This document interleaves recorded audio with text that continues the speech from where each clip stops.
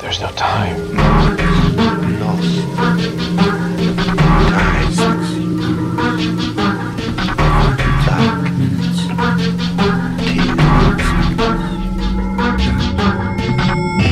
The time is 13 o'clock.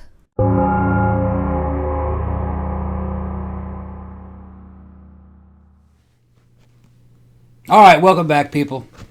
Next show's coming up right now. This one's about, what's about, Jenny? Freaks? Freak shows and sideshows. Yeah. I've been wanting to do this forever. Yeah, this is going to be a good show. Jenny told me about it, I know a bit about the subject, and we have friends who work at Disney that actually back in the day probably would have been in shows like this. Now they're just playing Ewoks and stuff. That's my buddy. How you doing, Tito? That's my boy Tito out there. He's an Ewok, a professional Ewok. He plays a minion as well. Yeah, that's right. But this is a topic that I think has been on my list since we first started talking about doing this show, however many, 2 years ago or whatever it was, 2.5 years ago.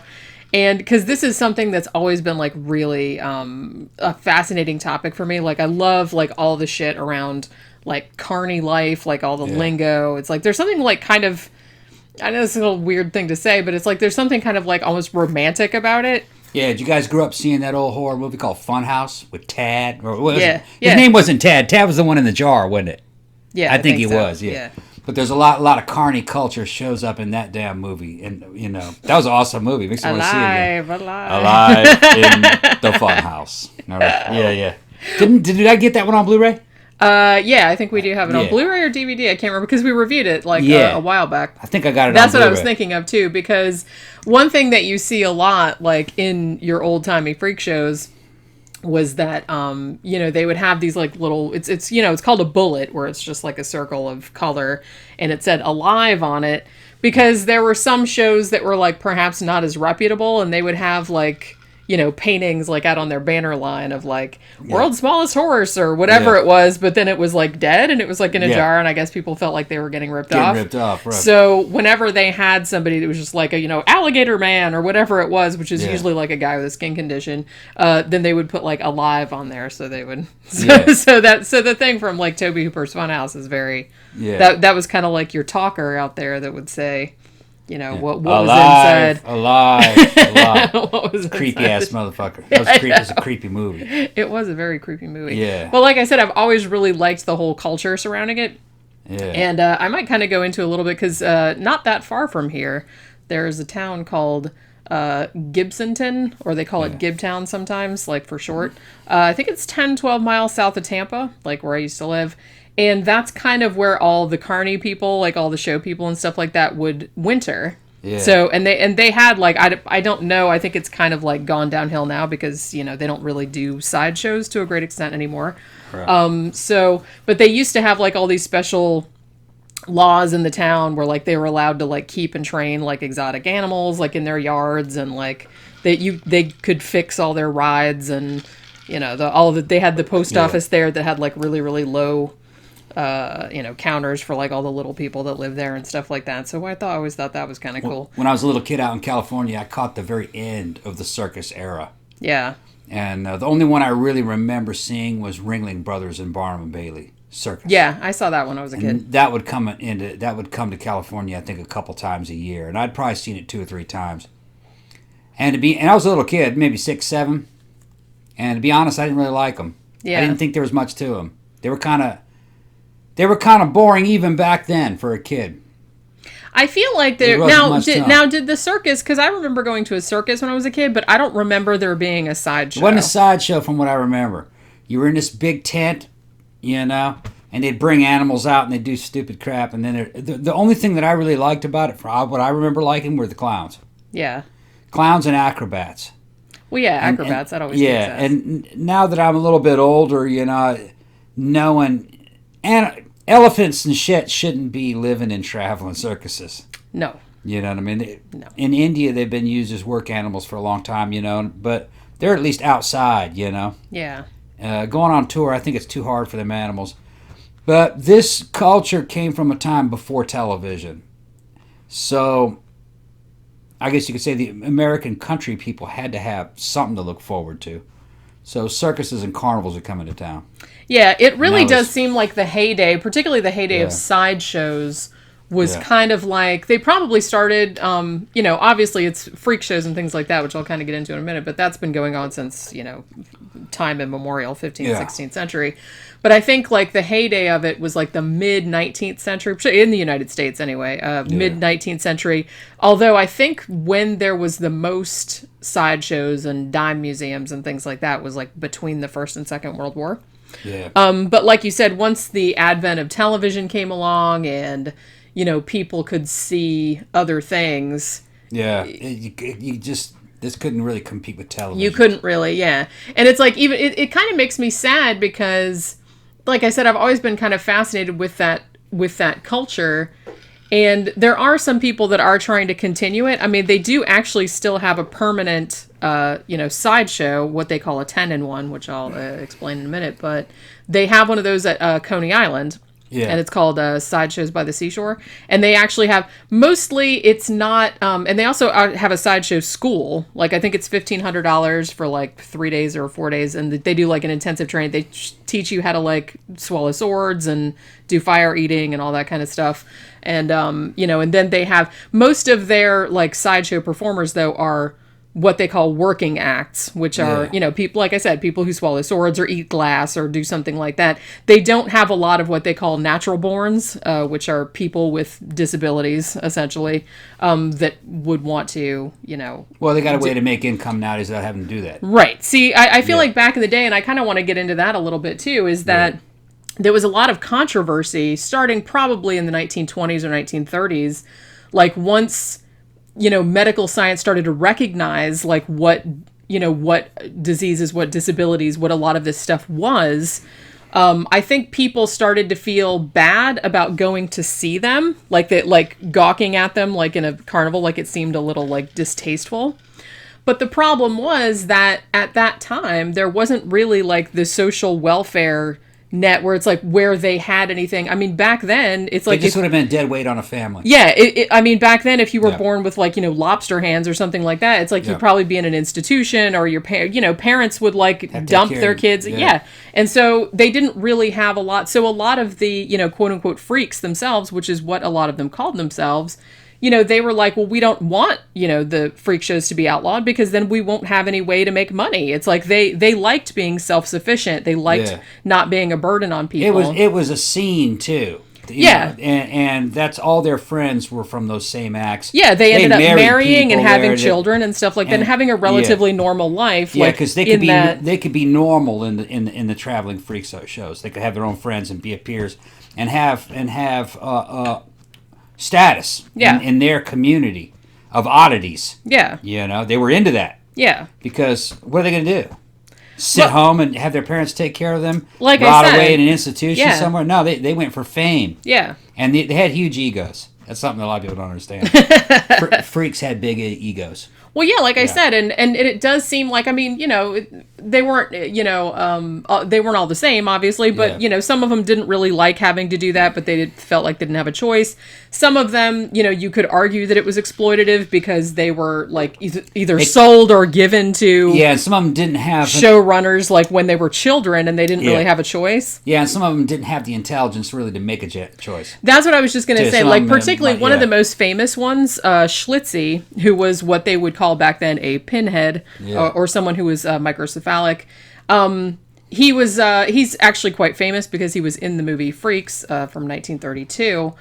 Now, he was profoundly mentally retarded. He probably had like the mentality of like maybe a 3 or 4 year old child. However, he performed for like a very long time, and he really seemed to enjoy it. And all of the other people in the freak show were like, just thought he was the coolest person ever because he was very childlike, so he was like really happy and enthusiastic. And when his caretaker died and he got put in an institution, he was miserable. Yeah, terrible. And so they actually had somebody come, and finally they said, just let him go back to what he's used to because he likes that. There's kind of like the modern day equivalent would be if you ever watch the Howard Stern show. What's his name? He's another the guy with the shrunken head from Beetlejuice. They call him Beetlejuice. Yeah, that's right. I was reading about that guy. Yeah, and without the Howard Stern show and the fame and the attention that got, Beetlejuice was just would have languished in obscurity. But he had people that cared about him. That's what I mean. So in a way, like I can feel, like when I talk about, somebody like Sara Baartman, like the quote unquote Hottentot Venus, she didn't really seem to have a lot of choice because she was kind of like sold into slavery, and then like she was illiterate, and they were like, oh, she signed a contract and said everything was fine and everything like that. So, and she was like put in a cage and shit like that. Damn. Because she was African. So, and that was something that they did back then. Yeah. So it's kind of like, it's a very nuanced argument. Because like I said, some of the people like, it would depend on the individual person. It would depend on the person. I mean, so you couldn't really make a rule as like, oh, you can't do that. Because some of them liked it. And some of them chose that lifestyle because they said this is the only way that they could feel normal. And it's like they enjoyed performing and making money. The little people and the giants were all in for it. And they, they're in... Of course, they were, fully functional. They could make a choice for themselves. But if you have any friends who are little people, man, their egos are fucking gigantic, man. They are. They're fucking awesome. What they lack in physical size, they make up for in ego. It's very funny. I was reading. They're hilarious. That they said, obviously, nothing's universal, but they said during the kind of heydays of the freak shows and sideshows and stuff, they said most sideshows, oddly, the giant of the show and the little person of the show would be like best buds. Yeah. And they said that usually happened because the people that were giants were usually like really chill. Because I guess they didn't have to be like mean or aggressive or anything like that because they were already humongous. But they're like the little people tended toward like pugnaciousness and being like, because, they were small, so they were used to like having to stand up for themselves. And, natural born entertainers too. And stuff like, and stuff like that. Born. So they said like maybe the differences in their personalities like tended to make them, because they said that was something that you saw over and over again was like the giant and the little person being. They all have huge personalities. And heaven forbid there'd be more than one of them in one spot, because then they start turning on each other. And we have had that exact situation happen with a friend of ours. Man. Yeah, Tito would just, I hate that dude, I hate him. He'd be up there, we'd be in the club. Well, because Tito is kind of like the little person that goes to iBar. And he wants to be the only one. Right. When another one shows up. But another one came for a little while. Started dancing, and it was just all this, who's better looking, who's more... Who's better than who's more handsome than who can dance better than who. It just became a fucking pissing match. Well, it's just kind of like all the hot girls in the club, like kind of competing, like who's going to get up on the stage. Exactly. Yeah. And there's like pushing everybody over, like I'm cuter than you. I hate him. I said, man, Tito, what's up? Look at him. Look at him. Oh. And I don't really see what's wrong. What, man? Oh, no. Get me out of here. Tito's fucking hilarious. Tito tried to talk me into throwing him off the fucking top. He goes, man, I want you to throw me and somebody else catch me, and it'll be fucking hilarious. They'll accuse you of dwarf tossing. And I said, man, you're gonna get me thrown out of here. And he goes, oh, man, I do it all the time. Just throw me off the top. It's just fucking funny. Oh my god. Yeah, Tito's my age. He's not a young man either. You're talking about a guy in his 50s. Throw me off the top. Yeah. Yeah. But yeah, he works at Disney. He plays a minion. He's been in Ewok. I think he volunteers at an animal shelter. Yeah, we hadn't seen him in a while. I haven't seen him in a while. Right. Yeah, I think it's been like several months at least. But yeah, so I kind of want to get more into it. Like I said, the show, I kind of have a lot of notes, but I kind of, because I'm really fascinated with this stuff, so I kind of went all over the place. So I kind of have like a little bit of a history type thing, but then I have like descriptions of like some of the people that I thought were particularly interesting. We'll talk about P.T. Barnum and all that kind of stuff too. So it's not super organized, but what you guys should be used to right now. You know what? Not only did I go to a circus, I also went to a couple carnivals. That's just different. There's no animals in a carnival. Yeah, but it was just like games and rides and Ferris wheel and shit. It was all kind of shitty. Yeah, and all the games are rigged. Every fucking one of them. Most of them are. Like a lot of the information that I had, because this is kind of what got me into this. This is this like awesome book right here. It's called Secrets of the Sideshows by Joe Nickell, which I really recommend if you. He's a writer for Skeptical Inquirer, but he actually grew up in circuses. He was like a talker for a while, and he did all kind of stuff like that. So he like knows all about that world, and he interviewed like some really kind of high up people that had been in it like since the beginning and stuff. So it's like a really, really interesting book. And he's got like a lot of great stories in there. That's where I was reading about the giants and the little people being best buds. And if you want to see a badass horror movie from like the early 80s about carnivals and sideshows, see Funhouse. Yeah. Like we did a review of it, yeah. Did a review of it. It's a good one. It is, yeah. So before we do that, I just have a couple of very brief shout-outs. One of those goes to Jason for a very generous PayPal donation, so thank you very much for that. Always much appreciated. Also want to say, I don't know if I thanked him before, but Rob sends us so many movies, you guys. Yeah, I got all kinds of new ones. We got all kind of movies. And so it's like Altered States is the new one. That's the one he just sent us. So actually, we'll probably review that one. Yeah, we're behind. We got to do that one about the vampire. We got to do 30 Days of Night as well, because he has also sent us that. Yeah. So, so thank you very much for all the movies. It's like way, way much appreciated. And like I said, we'll get around to reviewing all of them eventually, because we had a couple other ones like in line before that. Yeah. So let's kind of get into talking about... Oh, there's no more shout-outs for any new subscribers or anything? No. Patrons? Okay. Nope, that's it. All right. Why? Did you have any shout-outs you wanted to do? Okay. Now, if you like the show, please join us on Patreon. We could always use more patrons. Yep. Oh, and another thing, too. I think I said this on the matinee show, but I'm going to start doing, because like I said, when we started doing the matinee show, because we first started filming them like while we were in the theater, so I never did do like an audio-only version. Like, you know what I mean? So for people that listen on iTunes or just listen to us anywhere other than YouTube, we're not getting them. Yeah. So starting like on the next episode, I'm going to start doing that. Like, so all the show will be available on pod. So everything. I think I'm going to do the Scary Story show. I'll just do an audio I've seen reviews on the damn podcast. What the fuck does Tom do, man? What's he bringing to the show? Well, we don't do just the show. We had other things and movie reviews and stuff. Yeah. Yeah, stop picking on me, man. And leave Crussell alone, all right? Leave goddamn Crussell alone. They're trying to remake The Thing again. Trying to step on Crussell's dick. I can't understand it. Yeah, I don't know how I feel about that. Although Crussell should be in it if they have to remake it. Yeah, I mean 2000. Yeah, if he's in it, then he's still in good shape. If he's in it, then I'm gonna go ahead and forgive him. I mean, he just played Santa. Yeah, in Christmas Chronicles a year or two ago, and he's they're making a sequel to that. Yeah, I told you that, didn't I? Oh, yeah. Well, they had to. That's the best Christmas movie of all times. I think it probably might be. I mean, maybe Die Hard, but you know what I mean. If that's a Christmas... I guess it is. I guess it takes place at Christmas. Yeah. But there's Christmas Chronicles being like a specifically Christmas movie. That's probably one of the best Christmas movies ever. I had a good time with it anyway. Yeah. So, all right. So let's kind of talk about what we're talking about when we talk about sideshows. And like I said, there's like a whole carny lingo, man. They have like words for everything. It's like a bunch of traveling band of damn gangsters and gypsies and shit. See, I always found that so interesting. Even nowadays, it's like you probably couldn't do it nowadays because, that era is kind of over. Like, I know people have periodically tried to like bring it back, like Jim Rose and stuff like that who came back in the 90s.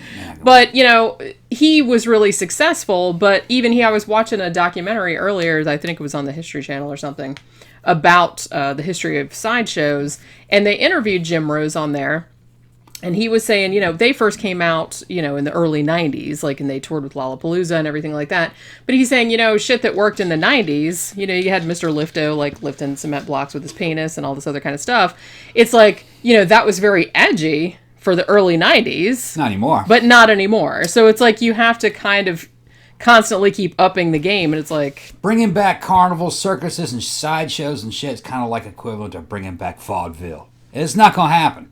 Yes, it's you can bring it back, but it won't stick. It's not going to go viral. Yeah. It can't go viral. You can't. It's difficult to monetize. It's a lot of expenses. It depends on fucking cash. It's just the environment. The world has changed. The environment's not there. Yeah, and like I said, you can make so much money on so much less now. Yeah, You could make a viral damn video. You can be what's that guy's the number one YouTuber, that old PewDiePie. Oh. PewDiePie just sits around and makes $1 million a month or whatever.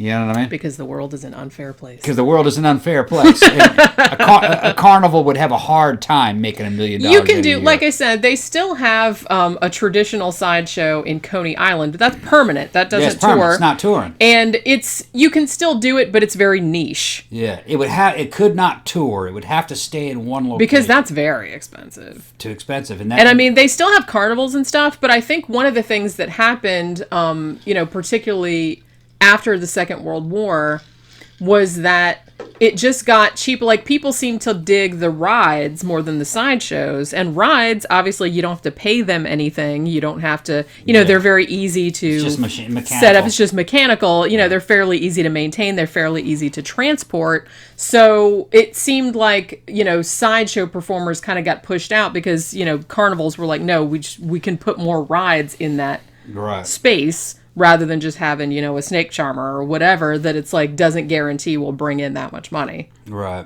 So I think that kind of happened too. Like, people's entertainment options changed. Because I feel like Joe Nickel even went into this a little bit in his book, because I think there was a perception that it's like, everything went all politically correct. Like, you weren't allowed to, like, display, like, freaks anymore and stuff like that. And he's like, that's really not what ended up happening. It was more like an economic kind of thing. You know what I mean? You have to pull down so much money to keep that thing on the road. Because, even back in the day, some of the bigger carnivals that I remembered existing didn't travel nationwide. It was just like local. They're regional. It was in a state or so, like a big state like Florida might have one.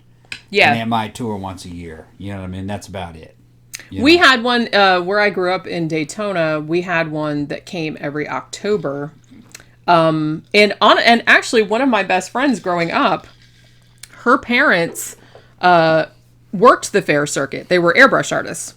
So for several months a year, they would tour around with different, but like you said, it was regional. Yeah. Like, they didn't go around the whole entire country. It was usually just like a quarter of the country. And then they would make all their money for that year, and then they would Nowadays, a carnival like this might be able to get that to exist and make money in a place like, say, maybe India, where it's got a high population density.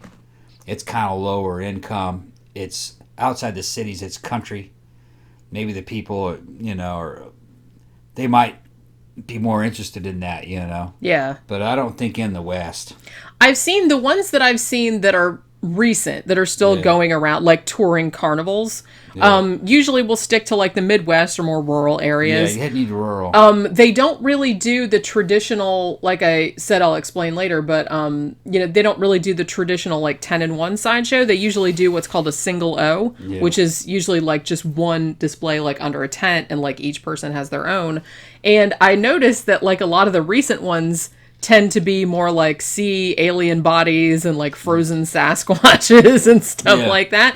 They don't have like a lot of living exhibits anymore, just because of the expense. It's like, you don't want to have to take a 3-legged cow like that's alive like everywhere, because you have to feed it and transport it and stuff like that. It's a pain in the ass. So most of the carnivals nowadays have what back in the old days they would have called a museum show, where everything is like stuffed or pickled or something like that, like pickled punks as they call them, or something like that. So, but I did see some like really funny like single O ones for like, come see the alien autopsy, like the autopsy bodies and stuff like that. And the whole idea behind this whole marketing ploy is that there ain't shit to do where you are. So the carnival comes to your town. Yeah. Or the fair comes to your town. Because there's nothing to do there. Right. So that you're always talking about a rural place. Yeah, That's because really they don't have a lot of entertainment. None of damn do. I mean, and you can say, well, let's go look at it. Yeah. And they spend a couple dollars. Yeah. Each one of them. Thousands of them go, and they make a few $1,000 a day or something, and then they move on to the next one. Really, you're not going to find that in the United States anymore. Yeah, other than like I said, that's going to be like India, maybe China, some kind of a large developing country with a rural working population that might be interested in something like that. And there's nothing to do where they are. Yeah. I mean, where like I said, in a young population of a bunch of little kids. Yeah. So, I mean, where I grew up, like I said, in Daytona Beach, I don't know if they do it anymore because I haven't been back there anymore, but we had a carnival that came every October that was like a regional carnival. And it didn't have a sideshow. It was basically just games, food concessions and a shit ton of rides, like the Gravitron and all that other stuff. And it did really well. Like, everyone would go because, it's Daytona back in the 80s. There wasn't anything to do. So, everybody would go. Enforce drinking regulations too much. Probably people were not walking around with open containers. As far as I remember, yeah. Yeah, probably. Yeah. So it was popular, but like I said, it was just like a very basic carnival. It was mostly rides, and that's mostly why people went. Yeah. Just for rides and funnel cakes and shit like that. There wasn't a sideshow. There wasn't anything like that. No, rides had attracted more than sideshows. And I feel like that is one thing that killed like the traditional sideshow. You know what I mean? Plus technology. And plus like people liked rides more, but it's like also it's more efficient. Two, I think people like are still like uncomfortable about like looking at deformed people or people with that are disabled or whatever. But again, people have seen that, and you can just go online and see that. Right. So it's like not really that much of a novelty anymore. Right. So there's, I think, a lot of things contributed. But like I said, I've always really liked that kind of that whole aesthetic and I guess a lot of people do because American Horror Story did a whole fucking season called Freak Show that was based on that. And it actually, like, a lot of the characters in that were based on real people. Although I think they changed their names. Like Lobster Boy and stuff like that. We'll talk about him in a little bit, too. Because that's a fucking crazy story. So, as I said before, now, when you talk about a sideshow, when most people think of a sideshow, what you're thinking of in carny parlance is what they call a 10-in-1. It's not always 10 acts, but that's just kind of what they call it. There's just like the average. And that's basically just one long tent, and it has like your banner line outside that has like all your big banners that says like what all your performers are inside. It's usually, human oddities or freaks or whatever you want to call them. And then they usually have like some working acts as well, or people that are what they call made freaks, like the tattooed man or the fat lady or whatever, like kind of stuff like that. So a lot of these are operated as what they call a grind show, which means that you pay for a ticket. Like the shows are like continuous. So you just pay for a ticket and you go in and then you just watch all the shows until it's kind of like you can come in the middle, but then it'll start over. It's on constant rotation. It's just like a constant rotation. So that's what they would call a grind show. And what they usually do is they'll have, inside the tent, they'd have like each performer would have like their own area, and you'd have a guy that would like kind of go through and tell you like who this performer was and what their deal was, and then they would do whatever their thing was, and then they usually had little things that they would sell you. Like a big thing that they would have was they'd have like a little card that had like their picture and then it had like their life story, which was usually bullshit. Because most of the stuff was bullshit. Yeah, like a bearded lady was not a bearded lady. I don't believe it was a man. Just in a dress. There may have been sometimes, but no. A lot of the actual bearded ladies were. They were one with a beard. Women. Okay. Because I think I saw one and it was just a man. Now some of them were, but it's like that was kind of like. I thought they would all. I thought they must have all been fake. No. Okay. Because there is actually a lot of that shit's fake. I mean, women with hirsutism would grow a big beard like a man would. Yeah. And so a lot of the bearded ladies were actually women. Okay. I know there were some shows where they were actually men. Okay. But that was quite rare. The thing about it is that people that were quote unquote natural born freaks, back in the day of like the sideshows, they were kind of considered like the royalty of the circus because you couldn't really fake that. Yeah. Some of them were fakes. Like some kind of more disreputable sideshows would fake like say Siamese twins. Like they'd find two twins and like put them together with a corset or something like that. But in general, I mean, some of the more famous natural born freaks or human oddities or whatever, I don't really think there's much of a way you could have faked them. Particularly something like, Lobster Boy or Monkey Girl. She was one that was very famous. I think it was Purcella or something like that. The Monkey Girl who had like a type of hirsutism. So she like had hair all over her body and had like a... It's kind of like JoJo the dog-faced boy. Yeah, like stuff like that. During our days when they had carnivals that had shit like that, it was all fake. They didn't have any real freaks in them. Yeah. You know what I mean? I kind of probably would have liked to have seen the real thing. Yeah. But in my lifetime, it was just fake. I think by the time, because like I said, the heyday of them, once after World War II, the popularity of them started to decline. Yeah. And also, I feel like the advent of better medical technology and stuff like that meant that there were less people with those types of deformities being born. Or Siamese twins could more easily be separated, for example. So you didn't have as much of a pool. So I do feel like the ones that were still around after that had more incentive to fake things. Because some of those carnivals I went to had that. It was like, you know what I mean? Where you'd go into, like you said, it's probably a grind show. Yeah. With like you said, the museum type stuff. But from what I remember, it was all fake. There's nothing really stood out in my mind. It was all gags. Yeah. The ones that I saw. It was just, you didn't pay much to see it anyway. It was mostly just them putting something over on you. Yeah, and I feel like that's... It's like there's a lot of that. When I see like more modern ones, like I said, when I've seen more modern ones like at more recent carnivals, particularly the ones that were like alien bodies and stuff like that. Yeah, kind of stuff, like a fish with like a mermaid, which is a damn fish. The Fiji mermaid. That's going back to P.T. Barnum. Right, They had that kind of stuff in there. I think the thing about it, and we'll talk a little bit about P.T. Barnum later, but I think a lot of people have a little bit of a misconception about P.T. Barnum. It's like he did some questionable shit, but the very famous quote that's attributed to him, there's a sucker born every minute. There's actually no evidence that he ever said that. And most people that knew him, wrote later that's not something that he would have said. He said some stuff about getting people in the doors as quickly as possible and getting. But I do remember some of the quotes.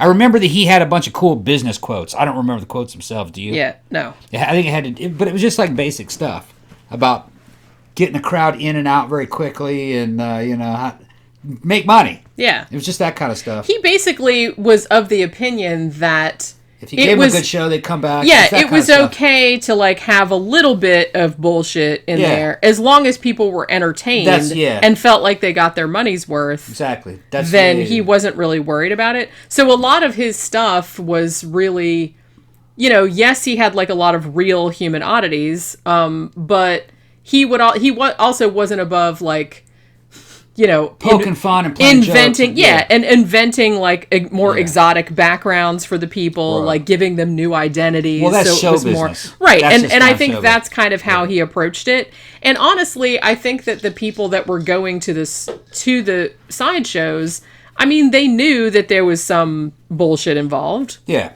They were paying for the fun, for the experience. There's a long tradition of that in the United States anyway, even Hollywood. You know what I mean? If you had an actress who was Mexican, give her a fucking French last name. Yeah. Claim that she came from Paris. Yeah. You know what I mean? That's what I mean. It sold better. Yeah. You made whatever you had, you made it more exotic. Yeah. So, and that's essentially and everybody knew they were doing that. It wasn't unusual. So it's not like a big secret. No. And I like that they were actually like in that Joe Nickel book, he was actually talking about this one artist in particular. I think his last name is Higby or something like that, where he was kind of like very well known for making these faked or gaffed in carny parlance. He would make like Sasquatches and alien bodies and stuff like that, and they were really, really good. But they're clearly fake. But he had been quoted as saying that he's like, I don't really think of it as like fake. But it's like, when you go see a movie, it doesn't say at the beginning like, oh, nothing in here really happened. Like these people aren't really like spies or superheroes or anything like that. It's he's just like, an art form. He's like, it's just an art form. So it's like, why should I have to tell people that it's fake? You know what I mean? You should know it's fake. Right. And I feel like that's kind of the thing. You see it at a damn carnival. Right. So, and I think that's funny too, because a lot of times, like I said, when they have, particularly in the museum type shows where everything is, dead or stuffed or just a photograph or whatever. So obviously they can't put alive on the banner. So they usually will put real. Because they said, well, they're like, it is real. And it's like, even if it's real rubber. Right. Yeah, so it's not a lie exactly. Right. It's just, it's just flim flam. It's a real statue of a damn. Right. And that's how they see it. Or it's like it's a real photograph of the world's tiniest horse. You know what I mean? Yeah. So it's like, you have to kind of know what you're getting into. And I think like nowadays people do know that. That's how I remembered the carnivals being that I went to. Yeah. And I don't even really remember anything in specifically. Yeah. Because they really weren't that impressive. It's just like, okay, yeah, you got me. Yeah, there's just part of the experience. There's a jar with like a fetus in it. Yeah. I remember mostly shooting galleries. Yeah. Impossible games that there's no way you could win. Yeah. You could think you could win, like throwing rings over Coke bottles. Uh-huh. And every time you got that, you got a certain score. And if you got it to a certain amount, like 200, you'd win a big prize. But then there's like the fine print. Every time you throw the ring, you get half points instead of, basically what it is, it's numerically impossible to fucking score 200. Yeah. It's just that kind of shit. Well, like I said, that's just like casino shit. Yeah. Where it's like, even if the games are legitimate, you still can't win them. You still can't really win them, or it will favor the house in the long run. Yeah. You know what I mean? So they do tend to do things like, I was reading about one particular game where it's not necessarily rigged. It's just that, it looks super easy. Like, you just roll the ball down an incline and, like, just try to knock these 2 bottles down. But they're like, there's all this stuff they do to make that almost impossible. Like, the ball is really light. Yeah. Like, they'll put one of the bottles, like, very slightly in front of the other one. So that'll, like, kind of, absorb the whole thing. So it'll just knock one over and not the other one. It's like they have all these, like, little tricks. From what I saw, the big winner in the carnival that I went to was the damn cotton candy machine. Yeah. The people that can make cotton candy. Because everywhere you just saw cotton candy, damn everywhere. And, for $1, you get a thing of cotton candy. It's probably like 1 penny worth of sugar. Yeah. 1 penny worth I feel like sugar. the food concessions are probably where it's at. Yeah. And because everyone's got to eat. That pink cotton candy and blue cotton candy fucking everywhere. Yeah. You want pink, you want blue. It's the only thing they do. Man, you have like a booth with cotton candy, churros, and fucking funnel cakes, and you probably clean up. Yeah, I think that's where I think really the money was. Corn dogs. Yeah. I don't remember them serving corn dogs. Deep fried Mars bars or whatever. Maybe they did have corn dogs. They deep fry everything at like carnivals in the Midwest, I've heard. But yeah, so like I said, when we talk about a sideshow, mostly they're talking about a 10-in-1. So as I said, you'd go in and you'd have like the freak show. They'd give you like they'd sell you like a little souvenir card with like their picture on it, had like their story in there.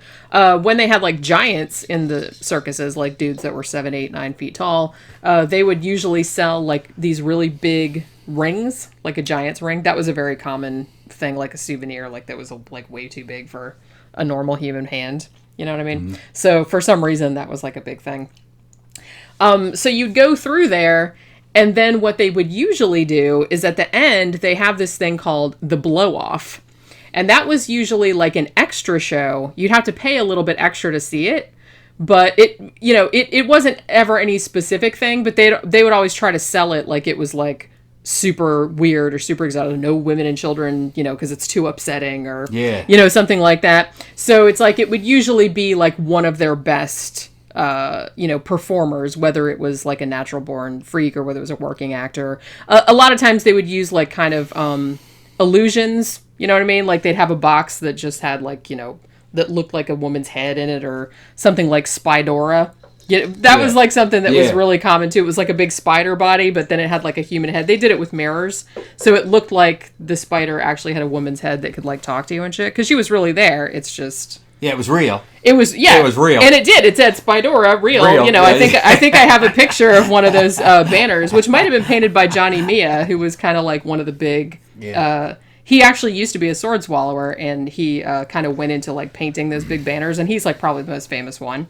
And they interviewed him for the thing, but they always put like spider. It's like she is real. Yeah, it's real. It's the same technique they'd use on little kids in the damn comic books.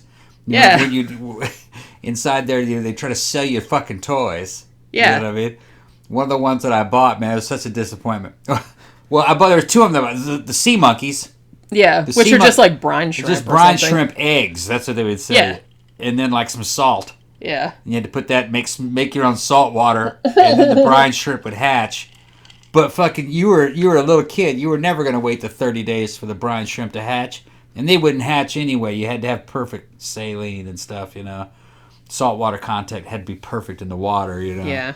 And it probably had to be aerated, But the other one that I got was the giant footlocker with the 2 opposing armies, the American army and like the German army in it. Yeah. And and it comes in a Foot Locker, and it's like 3 by 2 by 4, thousands of fucking men and thousands of airplanes and shit.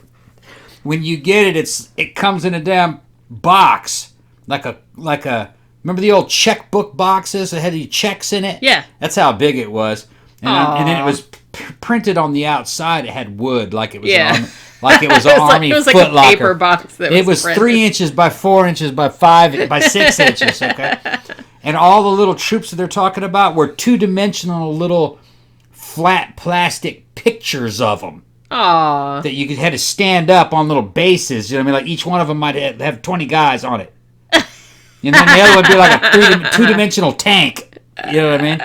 So you could stack so many of them use your in that. Imagination. And that was the giant Foot Locker filled with the whole fucking. And I think it was giant compared to the little dudes. It just didn't make any sense. See, it was like $1. Well, it was like $1. You get what you pay for. Get you paid for. That's yeah. why. Yeah, but when you were a kid, you thought $1 was a lot of money back in '75. Well, that's true. Yeah. It's funny because, people think like the deceptive advertising. I mean, deceptive advertising goes back to like the earliest days of humanity. Yeah. You know what I mean? It's like whatever you can like get over on people to get them X-ray to give glasses you. And shit, right. It's like to get them to like give you their money and stuff. Mm-hmm. But like I said, the early sideshows, it's like they promised, people with 3 legs and stuff like that, and they were there. That's like they weren't fake. It's like even though some of the people did like there was this one particular guy, I can't remember his name, but he had been born with like a really really severe what do you call that cleft palate? Cleft palate, yeah. So it went like all the way up his face, so it was like this, and then like his nose was over here, like that, like his halves of his nose and like that, and it looked like pretty fucked up. Yeah. But for extra shit, he would draw an extra eye like in the middle, like in the gap, just so he could be like, oh, he's a 3-eyed man, because like that wasn't freakish enough. Damn. Like the way his face looked, he's like, yeah, I would draw like an extra eye in there so I could be like a 3-eyed dude. Man. You know what I mean? And that's what they put on his banner. Yeah, was the 3-eyed man. Which, you know what I mean? It's like he didn't have 3 eyes. But he was deformed. But he did have those other deformities. That was the only thing that was gaffed, was that one eye that he drew in the middle. That's funny. Which, like I said, you got to do what you got to do, man. Like you said, it's leaning into it. Man. It's showbiz. It's show business. Yeah. And a lot of them did that. You know what I mean? Like, I feel like a lot of them kind of, particularly when they went on tour, they give themselves exotic names, like gave themselves exotic backstories. Oh, my mother was frightened by an elephant when I was when I was in the womb, and like all this other kind another one that they had a long history of making what they'd call wild men. Yeah. All right. Yeah. And a wild man could be anything. Yeah. Anybody who is kind of funny looking. Yep. Could be a wild man. And they'd do something like dress him up in a fur, like a fur loincloth or something. Yeah, put him in like in a cage and shit. Yeah, put him in a cage with a club and fuck his hair all up and make him into a wild man of Borneo. And they'd even describe where he came from, wild man of Peking, Chinese wild man, and just everything, They did that a lot, and they were totally normal guys almost all the time. A lot of them were. Yeah. And the thing is too is that particularly sideshows, because you have to kind of admire. I mean, they're really kind of resourceful. Yeah. Like I said, a lot of the displays they had out of nothing were real, but it's like sometimes they'd come up short, or they're like, we need something else. So they would take like the guy that was like the fire eater or something like that. It's like, hey, put on this crazy wig and like this fur loincloth and get in there and scream at people. Be the wild man. And shit like that. So it's like you'd have to do shit like that. But like I said, it was all in the story that you told. Yeah. And like I said, if you kind of like wanted to buy into that fiction, it's kind of like reading a novel or like watching a movie or something. That's kind of like how I see it. Yeah. It's like if you want to buy into the bullshit and like just have a fun time for a couple hours. It was a prototype of what you would call today LARPing. This is live action role play. And you're enjoying the LARPing of this. It's entertainment. It's fucking show business. Yeah, that's what I mean. So in a lot of ways, I think that was the most entertaining part of it to me, was the stories they would come up with to make. Like I said, these people already had various like disabilities or deformities or whatever that people were paying to see, but then they would have to like, kind of gild the lily, I guess, by like coming up with these crazy fucking stories about why they looked that way and all this other kind of shit. The story, I imagine most of it was in the story. The story is what sold it. Yeah, and I think P.T. Barnum said something, maybe not in those exact words, but that was what he meant. Right. That's what people were paying for, was the story behind the person. Right. In a way, it's like you have to think, yes, on the one issue, like I said before, you could see it as exploitative, but in another way, and I think, the people that were actually in the sideshows kind of had this attitude toward it as well. They're like, one, people are going to stare at me anyway, so they might as well pay to do it.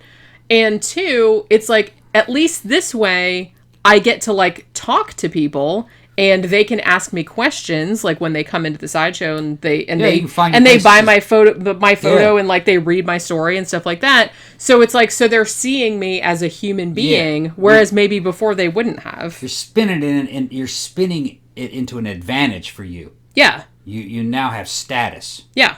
You now have, in a way, like an authority. Yeah. Or a specialty. A reason for being there.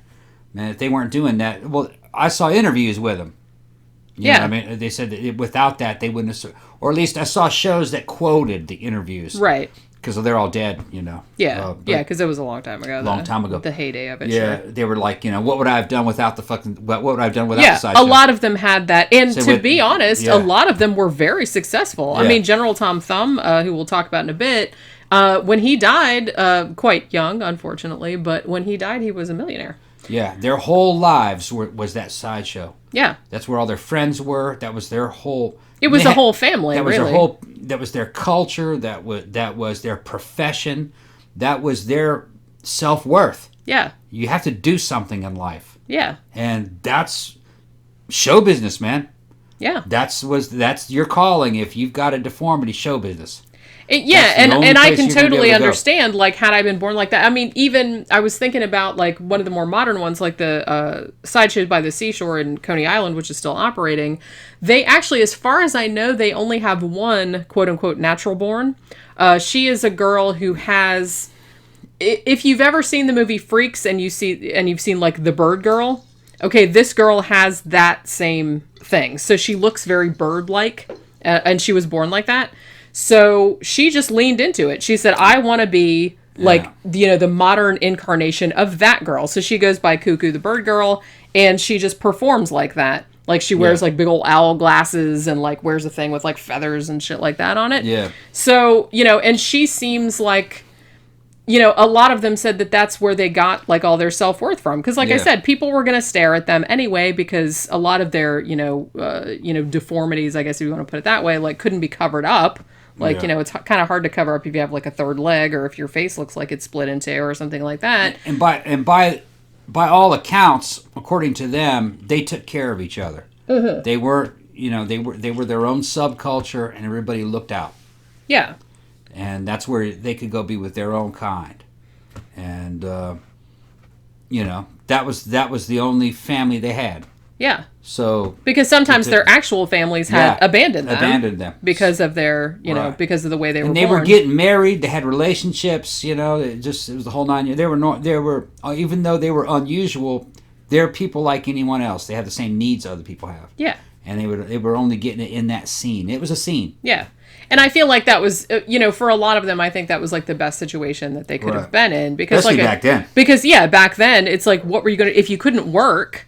Yeah, like a regular, if your deformity like forbids you from working, it's like, what are you going to do? They didn't really have like a social safety net back then. Some of those people in that freak show, one of them was like a little, not a dwarf, but a midget. Yeah. And he didn't have any arms or legs. Yeah. But other than that, he was totally proportionate. Yeah. I don't think it was dwarfism, but how could a guy like that exist and live without being in a sideshow? Because he had to have other people to feed him. Because there was one guy who was actually there was one guy who was actually quite famous, who went under several names like Human Caterpillar, like that. He had like no arms, no legs, no anything. But he could do pretty much everything with his mouth. Yeah. He could roll cigarettes. He could, he'd shave. That's what he would do. Like he did everything with his mouth. But you have to be in a sideshow. Yeah. Or you're going to be in a hospital. Yeah. You know, or in some institution. What kind of life is that? Right. I'd much rather be on the road with other freaks. So would I. That's what I mean. Put on a show and talk to people, make money, and not have to worry about it. And like I said, a lot of them, particularly P.T. Barnum, you know, even though he may have had some questionable practices, but he did, by all accounts, like pay his people very well. Yeah. And like I said, you know, General Tom Thumb, who's probably his most famous, you know, he actually went on to become his business partner, and he actually got quite rich. And he got to like perform for Abraham Lincoln and Queen Victoria and shit like that. For you guys who don't know who Tom Thumb is, he was not a primordial dwarf, but a midget. Yeah, meaning someone that is very, very small, still midget. Proportional, right. But very, very tiny. Right.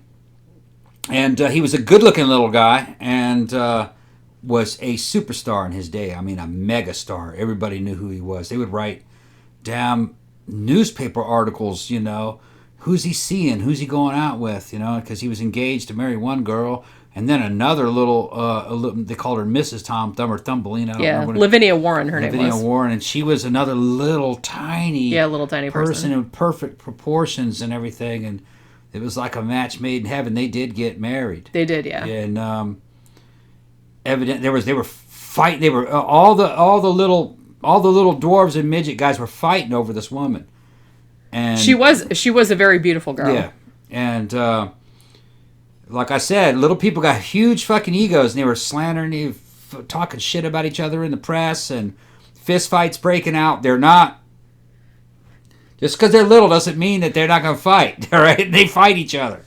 That's what I mean. Yeah. Well, it's very funny because as soon as Lavinia Warren, who ended up being Mrs. Tom Thumb, as soon as she ended up joining the circus or like meeting with P.T. Barnum, General Tom Thumb, whose real name was Charles Stratton actually, but as soon as he saw her, he was completely smitten. Yeah. And he goes to P.T. Barnum and he says, you know, I want to marry her. Like, we're going to be engaged and stuff. And he's like, oh, I already told the press you guys were engaged. Like, because that was what you did. Sure. It was just kind of like in the circus, like where they'd have like sort of weddings between like the fat lady and the human skeleton and stuff like that. It was just for publicity mostly. Yeah.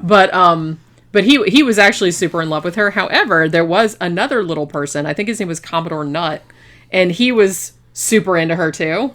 So there was like a rivalry going on, like between the two little guys, like for her affections. Yeah. But she did actually end up marrying. You got to know some little people to understand what's going.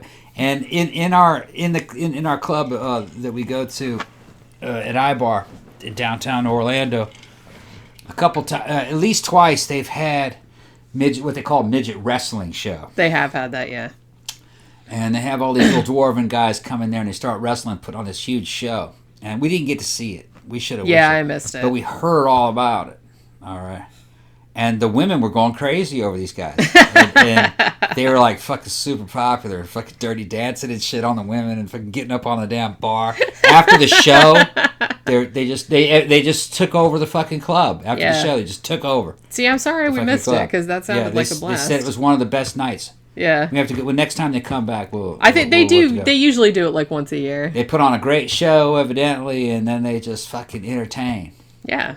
And like I said, hey, they were, and evidently they said the women were going fucking crazy over these little dudes. Because I guess they're working out and they're doing acrobatics and stuff, and like I said, these dudes know how to talk and they got fucking egos and shit, grabbing girls' asses and stuff, and girls fucking picking them up and putting them on a bar. And they were evidently making out with fucking girls and stuff. Wrestlers, midget wrestlers. Yeah. Yeah. It's not, You have to go see it. I know. It sounds like a good time. Yeah. But yeah, so yeah, that's the thing. I'll probably get a little more into General Tom Thumb later on because I think he's like further down in my notes. But like I said, this isn't super organized. I'm just kind of going around whatever. Yeah. But like I said, I was talking earlier about the blow-off, which was usually like one super secret show that you had to like pay extra for. And as I said, sometimes it was an illusion, that just kind of stayed there. Headless women, that was, kind of a big thing too. I might have a picture of that, I think. Some of this, all of it's done with mirrors and all this other kind of stuff. Another one that would usually be in there would be the quote-unquote pickled punks. Yeah. And I love that name. Now, in the early days of the sideshows, these were usually real fetuses, and they usually had something that were like two-headed, or they had some kind of thing like that. But nowadays, or like later on, after there were laws passed that you weren't allowed to like exhibit like what they would call human corpses or human remains or anything. So there's like, you kind of have like laws in some states where you're not really allowed to show them. So like in that case, they would have to use something called a bouncer, which is like a rubber or a vinyl one, like in a jar. And it's like they'll usually put like tea or coffee in the water, like to make it a little bit cloudy so you can't exactly see that it's not real. And if you see that movie Funhouse, they got pickle punks in it. Yeah. Yeah. Please tell me there's a band called the Pickled Punks. There's gotta be. Yeah. I mean, because that's such a great fucking name. I don't think people know what that means. Yeah, maybe not. I actually didn't know that term. Like, I had read that book a long time ago, but I reread it, like, before we did the show, and it's like, when I was like, oh yeah, I forgot all about that. Punk means different things to different people. You know, to white people, it's these guys with mohawks that fucking are in bands. To black people, a punk is a prison homosexual. Yeah. Yeah. And I think that was the original meaning of it, actually. As far as I know, yeah. I mean, it might have had more than one meaning, but I think that was the meaning that it started out with. Right. As far as I can recall, and it's, maybe some other word nerds out there can correct me if I'm wrong. But yeah. So as I was saying before, you got your 10 and 1, with the blow off and everything like that. They also have like another type of attraction, which I think I mentioned before, is called a single O, and that's usually just like one tent with one display. Now this is usually something like, it'll be like one kind of impressive thing. One popular thing is Bonnie and Clyde's death car, Hitler's car. Obviously most of them are not real. Right. Another popular one is a giant rat, which is usually a capybara or a nutria, because most people have not seen those like in real life. So And a capybara is much bigger than a nutria. I've seen them both. Yeah.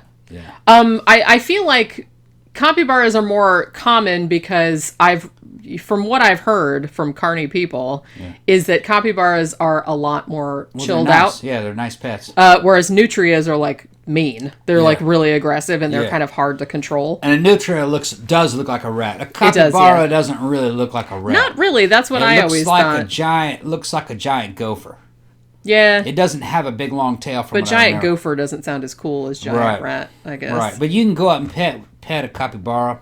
You can pet a wild capybara. Yeah. Yeah, they're in Brazil, Yeah, they're very chill. They're very chill. They're not. You can pet a wild capybara. They usually don't give a shit. That's why they usually use. And they like dogs. Yeah. And they can hang out with a dog, and they're chilled out. Yeah. Yeah. Another thing they would usually do, like I said, they would have something like a Fiji mermaid, which that's going back to P.T. Barnum. I mean, that was one of his gaffes. He said it was a mermaid, but it was actually like the top half of like a baby monkey, like sewn into like a salmon tail or something like that. So a lot of people have made kind of the one I saw, like, they made a fake of that. They made fakes of it. So the original was a fake too. The original was a fake, right? But nowadays it's like they'll have like one kind of modern sideshow that I saw like in a documentary, and he had one that he called the Fiji mermaid. But they have like little signs next to it going, is it real? Is it fake? We just think it's cool. You know what I mean? So it's like they pretty much acknowledge that it's not real. I mean, obviously. Everything I saw in the carnivals that was like that the joke was on you. Yeah. But you just go, okay. But you only paid a quarter. That's what I mean. Most of them are like really cheap. Yeah, you only paid a quarter, and they showed you a bunch of funny shit and told jokes, and then you went out the back. Yeah.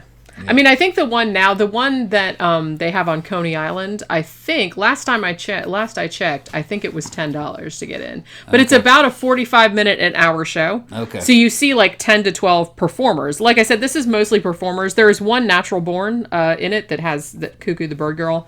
But they usually have like fire eaters, glasses, swords, swallowers, like people that do that kind of stuff. Aerialists, So it's mostly what they would call working acts, like, people that, and they also have, as I said, they also have a school that you can go to. Because I was reading an article on, I think it was on Vox, and the girl that wrote the article actually had the Lobster Boy thing, lobster claw syndrome, like on one of her hands.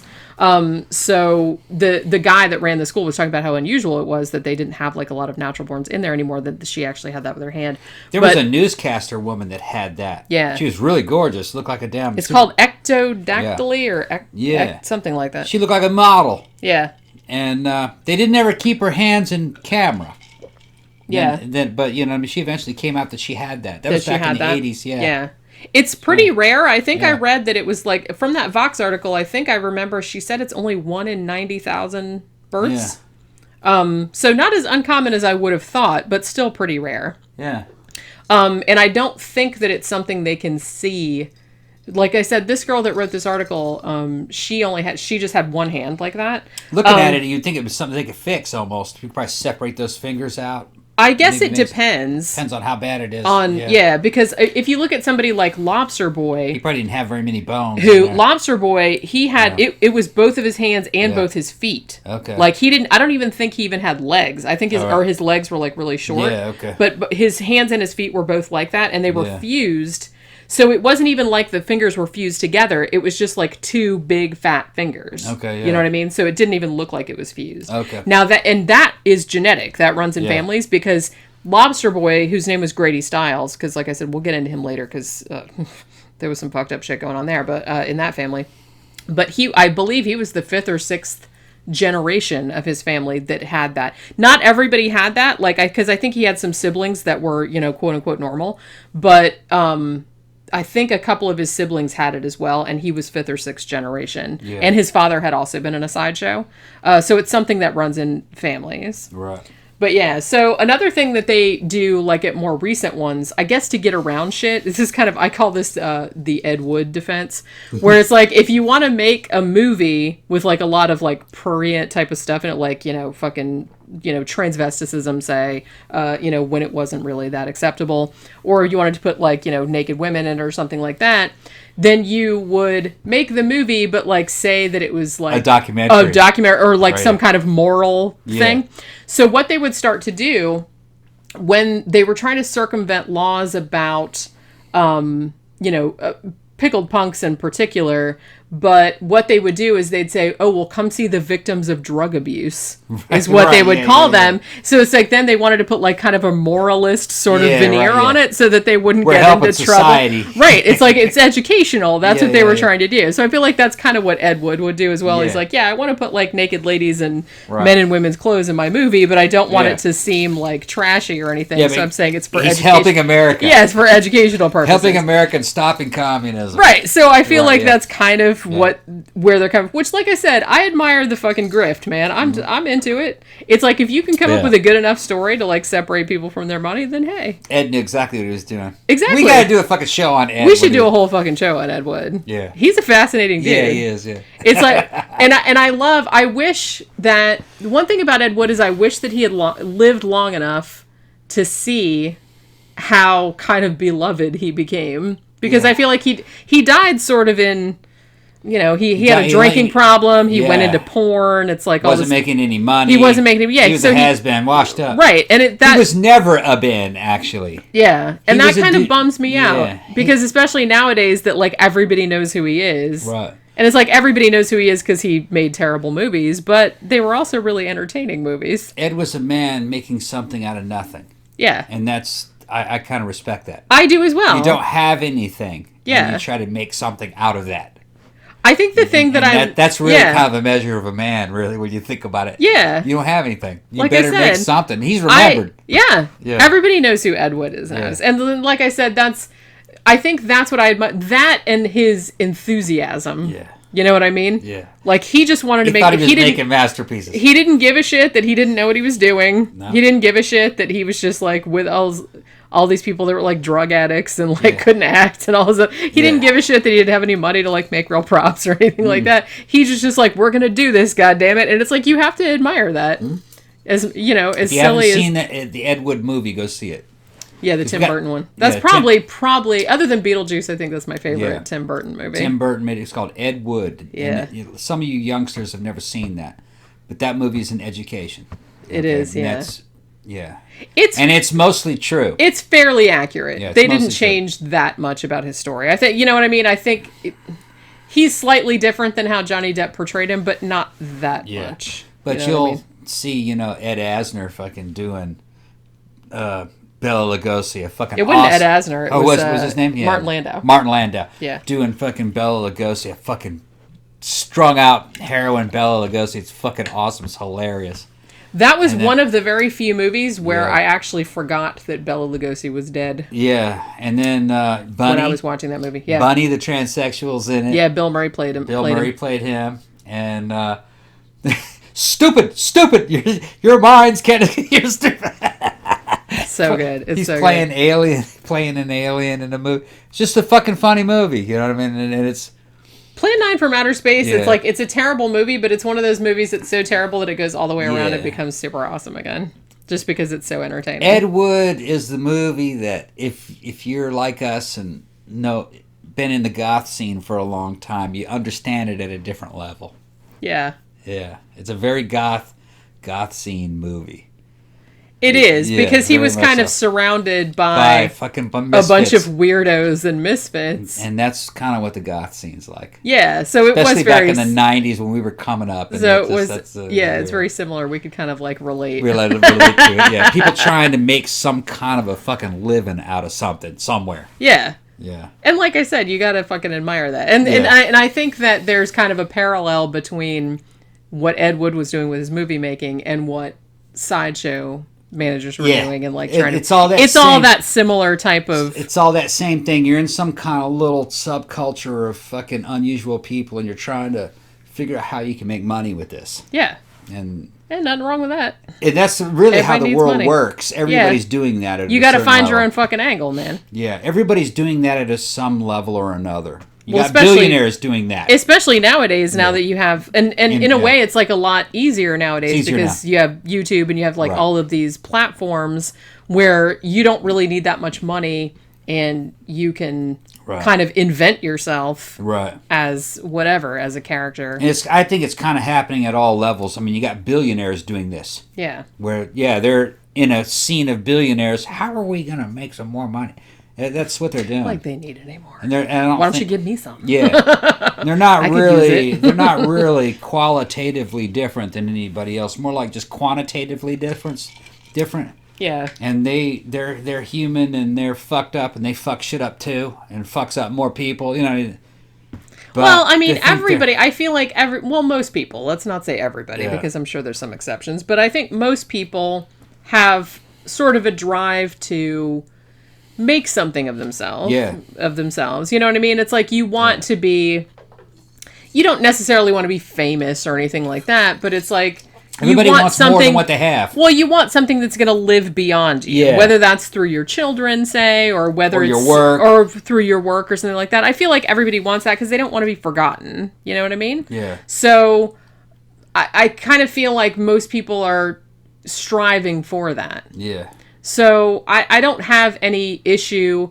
That's why, it's like I find a lot of, let's say YouTubers and stuff like that. Like I find a lot of them annoying and shit like that. But it's like they got their own thing, man. And it's like if other people want to watch that and it's like... There are more choices now than ever. I'm and amazed with the world. That's what I mean. So in a way, like I'm not going to piss and moan because there's a lot of shit out there I don't like, but there's a lot of shit out there I really do like too. Everyone and it's can so have what they want easy. now. Yeah. Yeah, it's so easy. I mean, like growing up in the 70s and 80s, you kind of had to take. There wasn't a lot of choice. Take what you were given. Yeah, there was. It was hard, to find other shit. We didn't. You didn't have the internet. You thought if you grew up in some nowhere place, you didn't know. Fucked. Yeah, you didn't know that there was nobody else that was into the same shit as you, and it was a pain in the ass. But it's now it's so easy, and I feel like. I'm kind of glad that I'm, it sucks being old, but it's I'm kind of glad that I was born when I was because I can appreciate... We got a foot in both worlds. Yeah, I can appreciate how much better it is now that you can I can turn on my fucking computer and I can watch whatever the fuck I want, whenever I want. Yeah. And it's a lot of you youngsters just take that shit for granted. That's what I mean. So it's that's why I'm glad... It's so much easier now. That's why I'm glad that It's so much easier to be anything. It's so much easier to be goth. It's so much easier to be a geek. It's so much easier to be a collector. Yeah. Back in the day, if you collected something, you had to physically go out and look for it like you were hunting. Yeah. You weren't going to fucking find it. Yeah, there was no eBay. Yeah, there's no eBay. It was just so much easier now. Yeah, and like I said, you and me that grew up in the goth scene, it's like, back in the 80s. We couldn't even find clothes. Yeah, I had to go to like thrift stores and like buy old lady clothes and make like shit. and make stuff out of it because there was no Hot Topic. We didn't have Hot Topic. We didn't have the internet. We didn't have anything. Rave. Yeah, we didn't have anything like that. So it's like you had to make your own shit. And like if you lived in a big city, it was probably better because New York City, they had like the big stores and stuff. But it's like we didn't have that, where I grew up, and so it's kind of like. And you go to the record store and you just depended on what they had. Yeah. And like I can remember. Oh man, Mississippi, 1983. You could go to a fucking really generic mall called the Sawmill Square Mall in Laurel, out in the middle of fucking nowhere. You look at it now, it's just inconsequential, and you were lucky to get an Iron Maiden album. Yeah, it's like fuck, man. The mall record stores, and I worked in one for a time, but I got fired because I'm not a people person. Yeah. So, but I did. People are dumb, and it's like I wasn't afraid of like telling them that. But you know what I mean. So you're doing what you need to be doing, which is what I mean. It's like making shit. Yeah. That's what all I ever wanted to do. I'm just like I always just want to I want to write books. I want to make board games. I want to do that kind of shit. I don't want to have to like interact with people and sell them things and shit like that because I don't like people. Yeah. So if you're at home whining and crying, you don't know how lucky you have it. You got the world at your fingertips. You can fucking easy. Everything's you so can easy. connive and grift anything. Yeah. Now, if you've got a fucking half a brain, you can make money now. I mean, it's a lot of work. I'm not saying that. It's not for free. Because it's all at your fingertips. It has taken me. I mean, because for a long time, I worked a regular job. I was a graphic designer for many years, 20-something years, and I got laid off. Yeah. In 2016? Yeah, and that's when I decided, man, I said, Jenny, you got to make your move, man. And it was hard for a little while, but I mean, the fact that I have so many different things going on, which it's very stressful for me, but it's like, the fact that I write books, the fact that I design board games, the fact that I do the show, the fact that I still have graphic design clients that I do like freelance stuff for, so they can make up any extra. I write articles for paranormal channels. I do like all this kind of stuff. And I'm gonna take credit. I'm the one that I'm the one that gave you the confidence. I said, Jenny, you don't need them.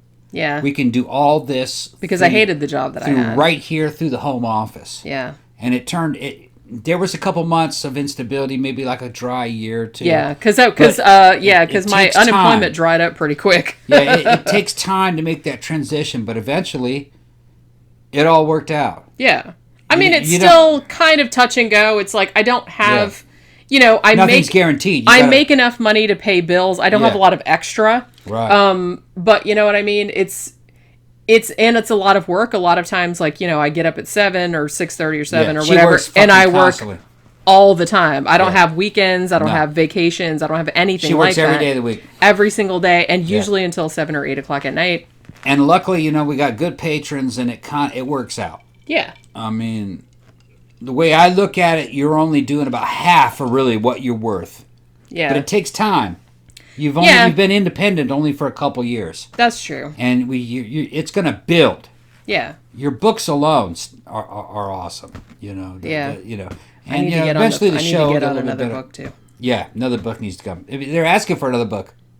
I'm probably going to do, and I'll probably announce. Okay, I'll announce it here right now. But because this is the thing. This was one of the ideas that I was throwing around, and this seemed like to get the most traction with people that I asked. Since people seem to like the Faceless Villain trilogy so much, and since it's 2020, and since another 20-year period has gone by, like since the end of the Faceless Villain 3, so somebody said, well, why don't you do a fourth one that's like Millennium, that's, like from 2000 to 2019, so that's going to be the one. So hopefully I will have it out by the end of the year. We'll see. I just started doing like an outline. So it's going to be new and active serial killers a lot of times. Yeah, which hopefully they don't read it and come and kill me, but you know what I mean? I got your back. Okay. I got your fucking back. That's good. All right, so we're probably at way past an hour. Yes, we are. Yeah. So maybe we should take a break. And then we come back, we'll kind of talk about... I want to talk about some kind of individual... Yeah, we're going to talk about freaks themselves. Freaks, since they're some of the more famous ones. Some of the ones that I thought were kind of interesting and kind of go into that. So we'll talk about that a little bit more when we come back. We will be back in just a few minutes.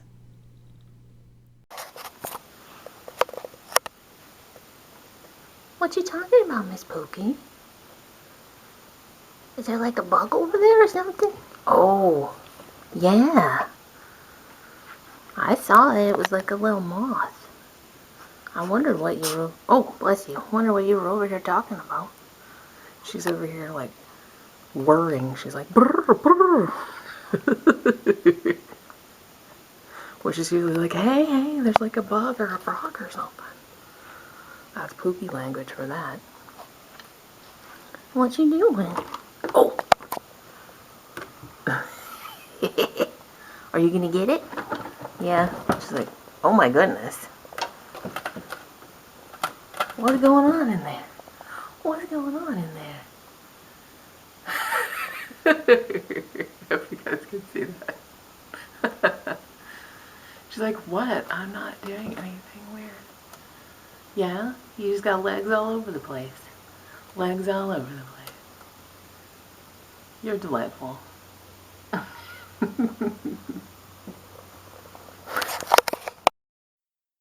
You love true crime. I love true crime. And I've spent the last 3 years compiling a series of the most intriguing unsolved murders of the 20th century. It's called The Faceless Villain, and Volume 3 is available now. Featuring such fascinating cases as the Ketty murders, the Carrie Babies case, the Frog Boys, the Alcasar murders, and the Inokashira Park dismemberment incident, The Faceless Villain Volume 3 is an involving exploration of unsolved slayings spanning the years from 1980 to 1999. Pick up your copy in print or ebook formats on Amazon, or download the audiobook version from audible.com, and get ready for a chilling journey through modern crime history.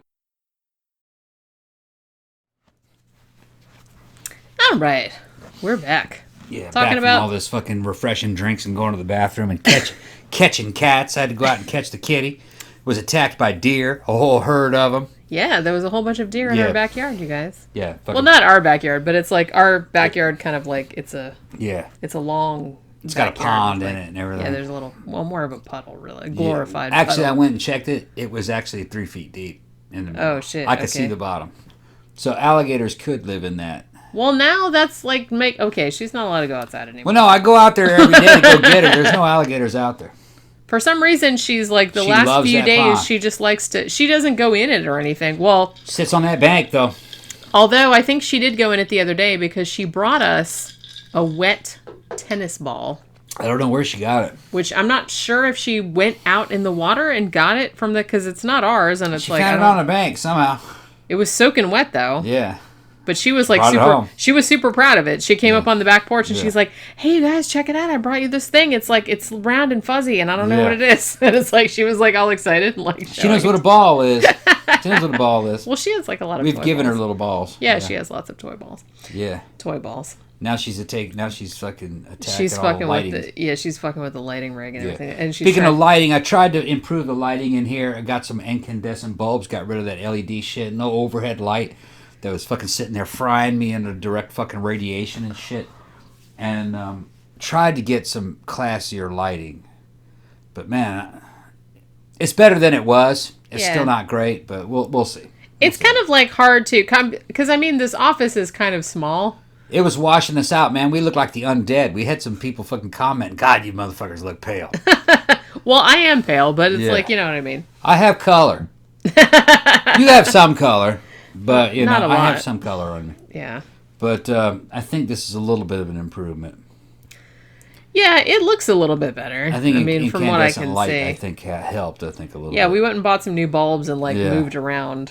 And I got that light there, and I got a light up there. Moved around the umbrella lights. Got the umbrella lights, the fucking soft bounce and shit.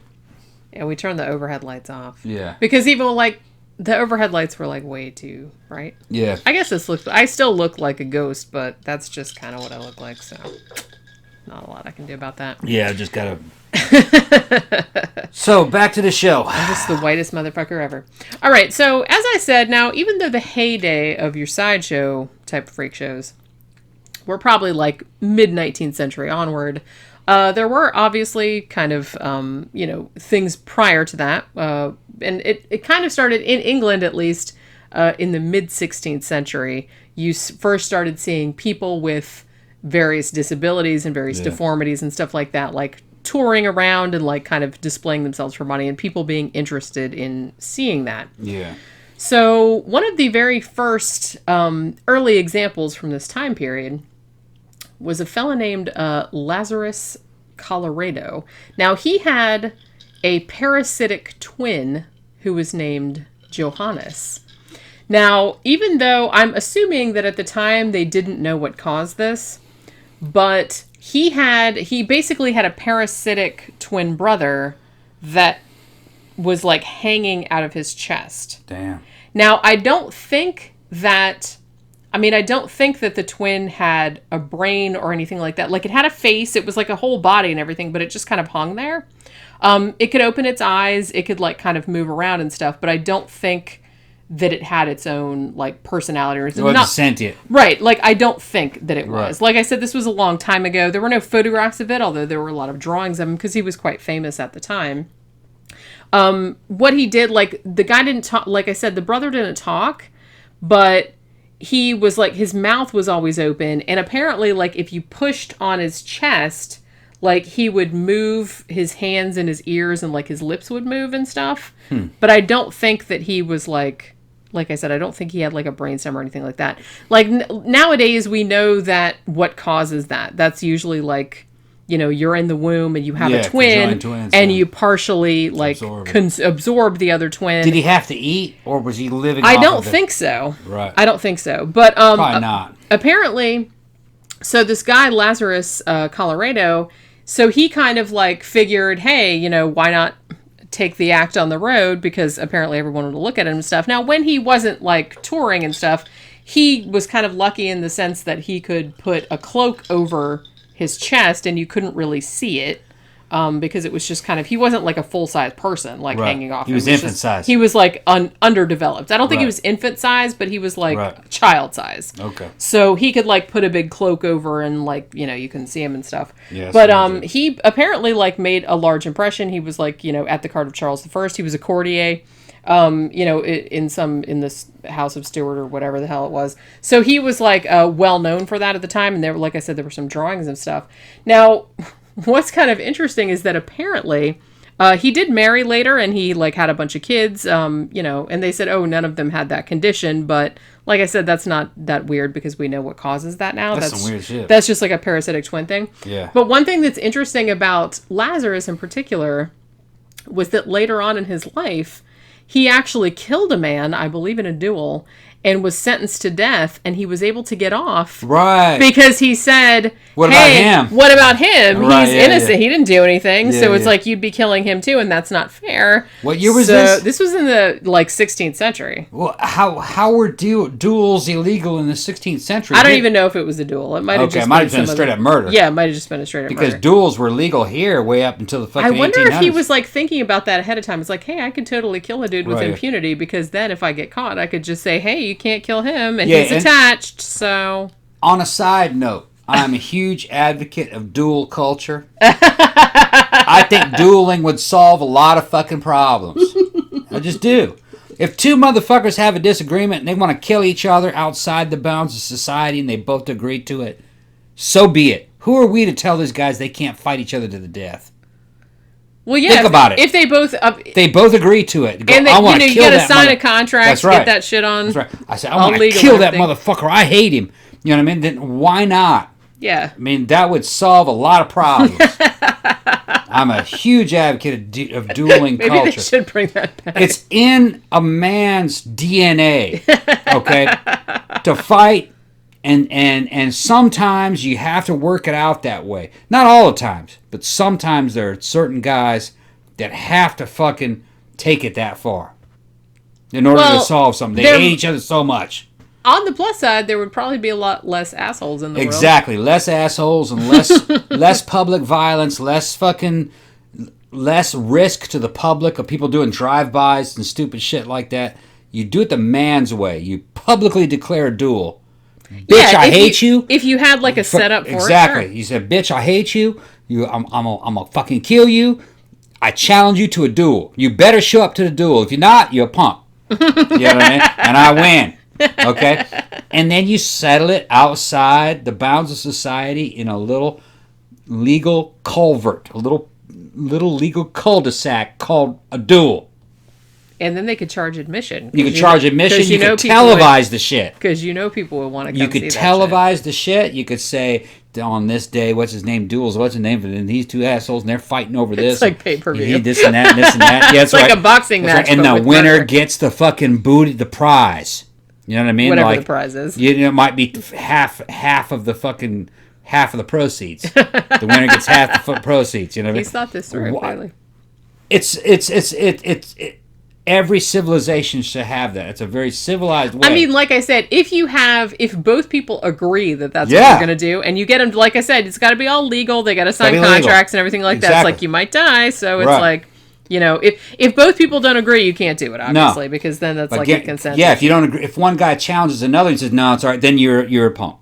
You lose. Yeah. You know what I mean? You can't bitch and complain. You know what I mean? Then the beef has to be over. The beef is over. Yeah. And you win. You know what I mean? That would stop so much shit. So much crime would vanish. Yeah. Because it could all be solved by the duel. Because you'd have like a way to go. You have a way to of addressing your grievances. Exactly. You say, if you're so much in this and that, and then why didn't you accept my challenge? Yeah. You know what I mean? I gave you the public challenge, and you said no. You're a punk. And it would solve so much shit. It would. You know? It probably would. Nowadays, it would. Some guys were abusing it back in the day. I read about it. You know, and there were people that were abusing it. But nowadays, with social media, you know what I mean, and pay-per-view and fucking Patreon, dueling culture would work. Yeah. And it would keep motherfuckers in line. There are some people that can only be kept in line that way. You know what I mean? Without that, without the possibility of being challenged, they run amok. Yeah. Yeah. They do. This has been a commercial. It's been a commercial about Tom Ross talking about dueling culture. Yeah. Okay, go ahead. I've been drinking. Like I said, I don't even know if it was a duel or not, but he did kill a guy apparently, and like that's how he got off by saying, "Hey, you can't kill this guy too," and he's attached. There's nothing you can do about it. So, like I said, I don't know if he was like thinking about that ahead of time. Was like, "Ooh, he's kind of a genius." Mm-hmm. All right, so another kind of popular guy that went around like kind of displaying himself around this time. This was like in the 18th century. Very famous guy called Matthias Buchinger. Buchinger, I guess, is like the German way of saying it. Sometimes he's called Matthew Buchinger because English-speaking people, we can't be bothered to learn to pronounce anything in German. So he was a guy, and he was born. He didn't have hands or feet. He just had these little kind of fin-like appendages. And he only ended up being about 29 inches tall. Now, the interesting thing about this guy was he wasn't only just like going around touring. It's like, hey, look, I was born deformed or whatever, but he could also do a bunch of like really cool shit. Like he was like a really good marksman. He could play several musical instruments. He also did something that they call micrography, I guess is how you pronounce it. It's like where you make little illustrations, but the illustrations, if you like look at them through like a microscope or something like that, they're all done with like text. Like he did this tiny, tiny, tiny little text. Yeah. Like he did like a self-portrait, and he had like this wig with like all this curly hair on and stuff. And then if you looked at it through a microscope, it was all like biblical verses. Yeah. That like made up. Yeah, and I feel like just recently, I think a museum actually had that's awesome, like a thing of his work and everything like that, because it was like really amazing looking. There was another form of art from the 1700s that a lot of people have forgotten about. It was a painting that looked like a circle, and if you just looked at it, it looked like a damn swirl of colors. But if you put a highly polished cylinder in the middle of it, like a fucking cylindrical mirror, you could look into that cylinder, and the reflection of that colored swirl would give you a painting in 360 degrees. Yeah. where when you looked around it, you could see. And dudes were doing that by hand. Mm-hmm. That's how much time a white boy fucking had on his hands back in those days. That's what I mean. They did like a lot of that kind of like trick painting and like all that kind of, Yeah, you could look into the cylinder and walk around it and look down into it, and you'd get a 360 panoramic painting of some shit. Yeah. Some people making out in a damn park or something with deer and their white wigs on and everything. They did amazing shit back then. I've seen ones that were, I've never seen one like that, but I've seen some that had stuff at the bottom that like if you tilted the painting like that, or if you looked at it like that, like you couldn't see it like just looking at it straight on, but if you looked at it from an angle, or if you tilted it up, then it was like a skull and shit like that. I've seen ones like that. There was like a lot of optical effects, like they were experimenting with a lot of optical effects. Computers and the internet are a great thing, man, but I'll tell you what, it is sapping away human potential. There are people hundreds of years ago were doing amazing feats of fucking mental gymnastics. Yeah. That people, well, you had to. That are long forgotten. Yeah. Just long forgotten shit that they could do. Painting things in extremely small. Yeah. Doing things like the 360 panoramic fucking reflections. Weird shit. Like some shit out of Dune. Yeah. Yeah. Well, like you said, they had like a lot more time back then, and I think like a lot of stuff was new, so there was like a lot of stuff where people were like experimenting with various things because they didn't really know like what the potential of certain mediums were. It's weird. This is pre-industrial revolution. That they were doing all that. Yeah. Yeah, weird. But yeah, this guy in particular, who was called the Little Man from Nuremberg, and I have a couple drawings of him too. It's like he was like I said, he didn't have any arms or legs, so he was just kind of like a little torso and a head. And but they have like drawings of him and stuff like with the powdered wig and like the little outfit and everything like that, like sitting on a pedestal. And yeah, he could do all the stuff. He could do magic tricks. He built ships in bottles, even though he didn't have any hands. He had like little appendages, but they were like little fins. He didn't have any fingers or anything like that, and he didn't have any legs. He could make a ship in a bottle. Yeah, he could make a ship in a bottle. He must have little rods and stuff that he used. I think he did, yeah. I don't know if he used his mouth or if he just used... Because I have seen some people that were born without arms that had like a little bit of an appendage that learned to use various rods, and you could like manipulate. When there's a will, there's a way.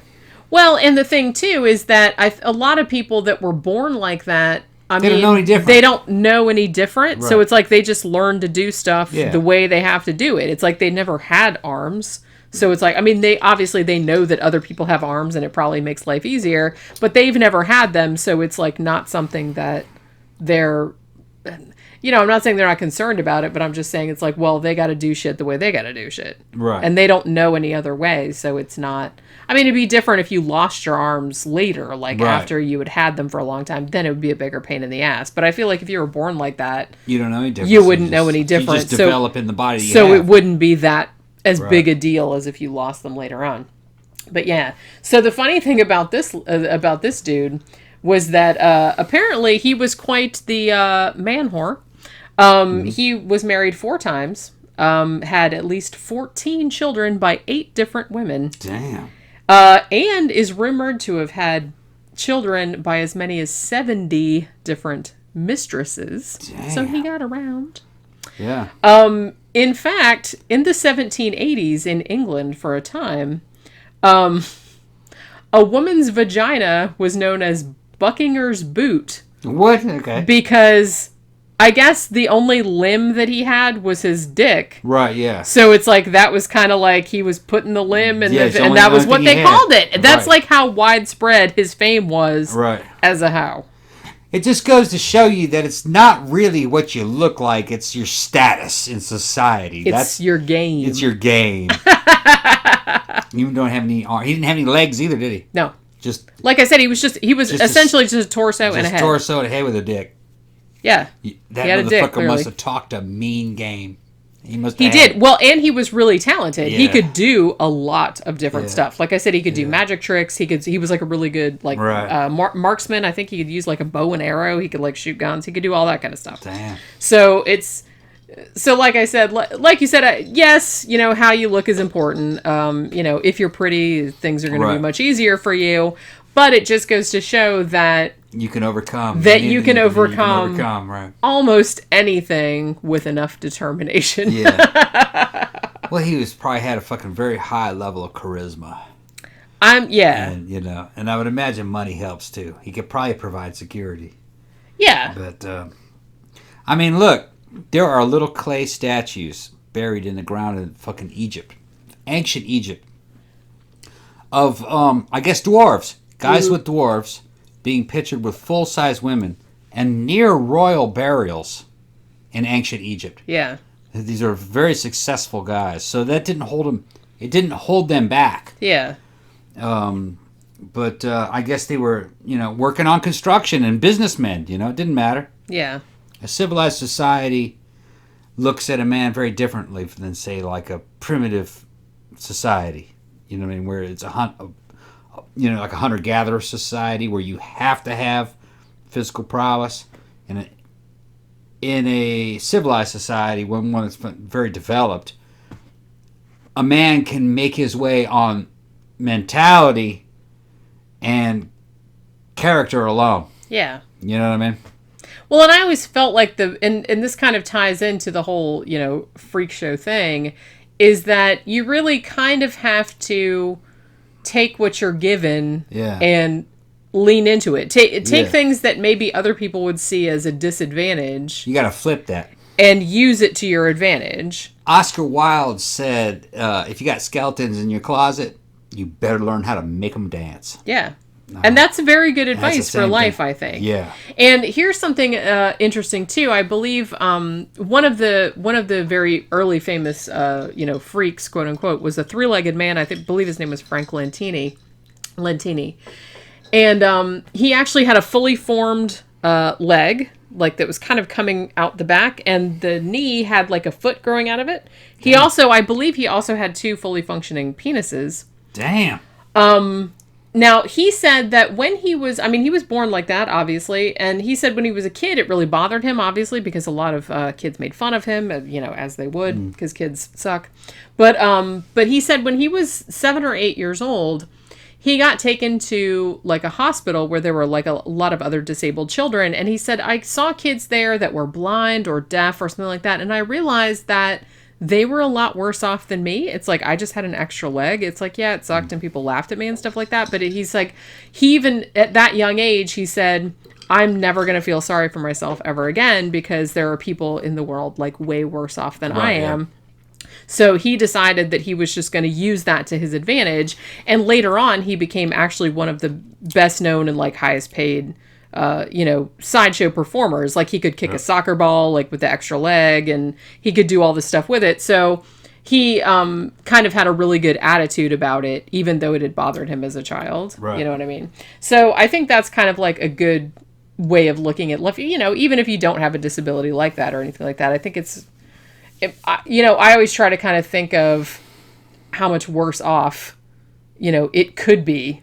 Right. And so, and I think that might be some of the appeal of like freak shows as well, is that people are going and seeing, say, the one woman that was billed as like the mule-faced woman. She was actually, at first, she was billed as the ugliest woman in the world, which is kind of terrible. She's like, can we just please call me something else? That's like, that's kind of mean. But it's like, so they ended up calling her the mule-faced woman, and she, was on tour for a long time. But, it's like, what else are you going to do? It's like there's nothing you can do about it. And it's like, I feel like people that are coming and seeing those people are like, it's kind of terrible, but you're thinking, well, maybe I'm not the most beautiful person in the world, but I'm not that person. I think a lot of it had to do with regular people coming to, and this is a long time ago. Yeah. It's a very different society. You had people coming to see these freaks, and in a way it was an opportunity to normalize it. Yeah. Okay? Yeah. To kind of educate the average commoner, if that's what I want to put it, to that these are people. Yeah. And just because they look this way, you know what I mean, they're not monsters. Yeah. They can entertain you from their differences. Yeah. And they're still people. And you should really kind of like thank your lucky stars that you weren't born with that. Yeah. You know what I mean? That's another way to look at it, too. So I actually kind of think, ultimately, in the end, the freak show was a benefit to mankind. I think it was as well. Time. Because it like I said, it gave people an understanding because of what it was. Because you could interact with somebody that had that particular disability and they could talk to you and answer your questions and all of a sudden stuff. you go, well, this is just a person. It's just a person, just like anyone else. And over time, mankind outgrew the need for it. Yeah. But sure as a hell a lot better than other civilizations that would throw rocks and stone people like this to death. Or just kill them. Kill them on sight. Because they thought they were demonic or monsters. Yeah, right. Which is something that had been done like prior. Right. So I feel like it probably wasn't until like kind of, the Age of Enlightenment or whatever where people, where people stopped seeing these people as like cursed or demonic or something like that and started seeing them in a more medical type of light, that it was a possibility that anyone could be born that way, right? So I think in that way it's like as as tacky or as trashy or something like that as people maybe want to perceive it was still a phase we had to go through. I think I think in a way it gave us a long-term benefit for people who just happen to be born with particular. Yeah. Now we know what it is. It's not an oddity. Yeah. You don't have to show it to anybody. We have mass media and we have an education system. Well, in a way, we still have an equivalent of that because they still have TV shows that have those, My 600-Pound Life. We have like TV shows about like, conjoined twins and things like that. You got fucking Beetlejuice on Howard Stern. Right. So people are still interested in that. Yeah.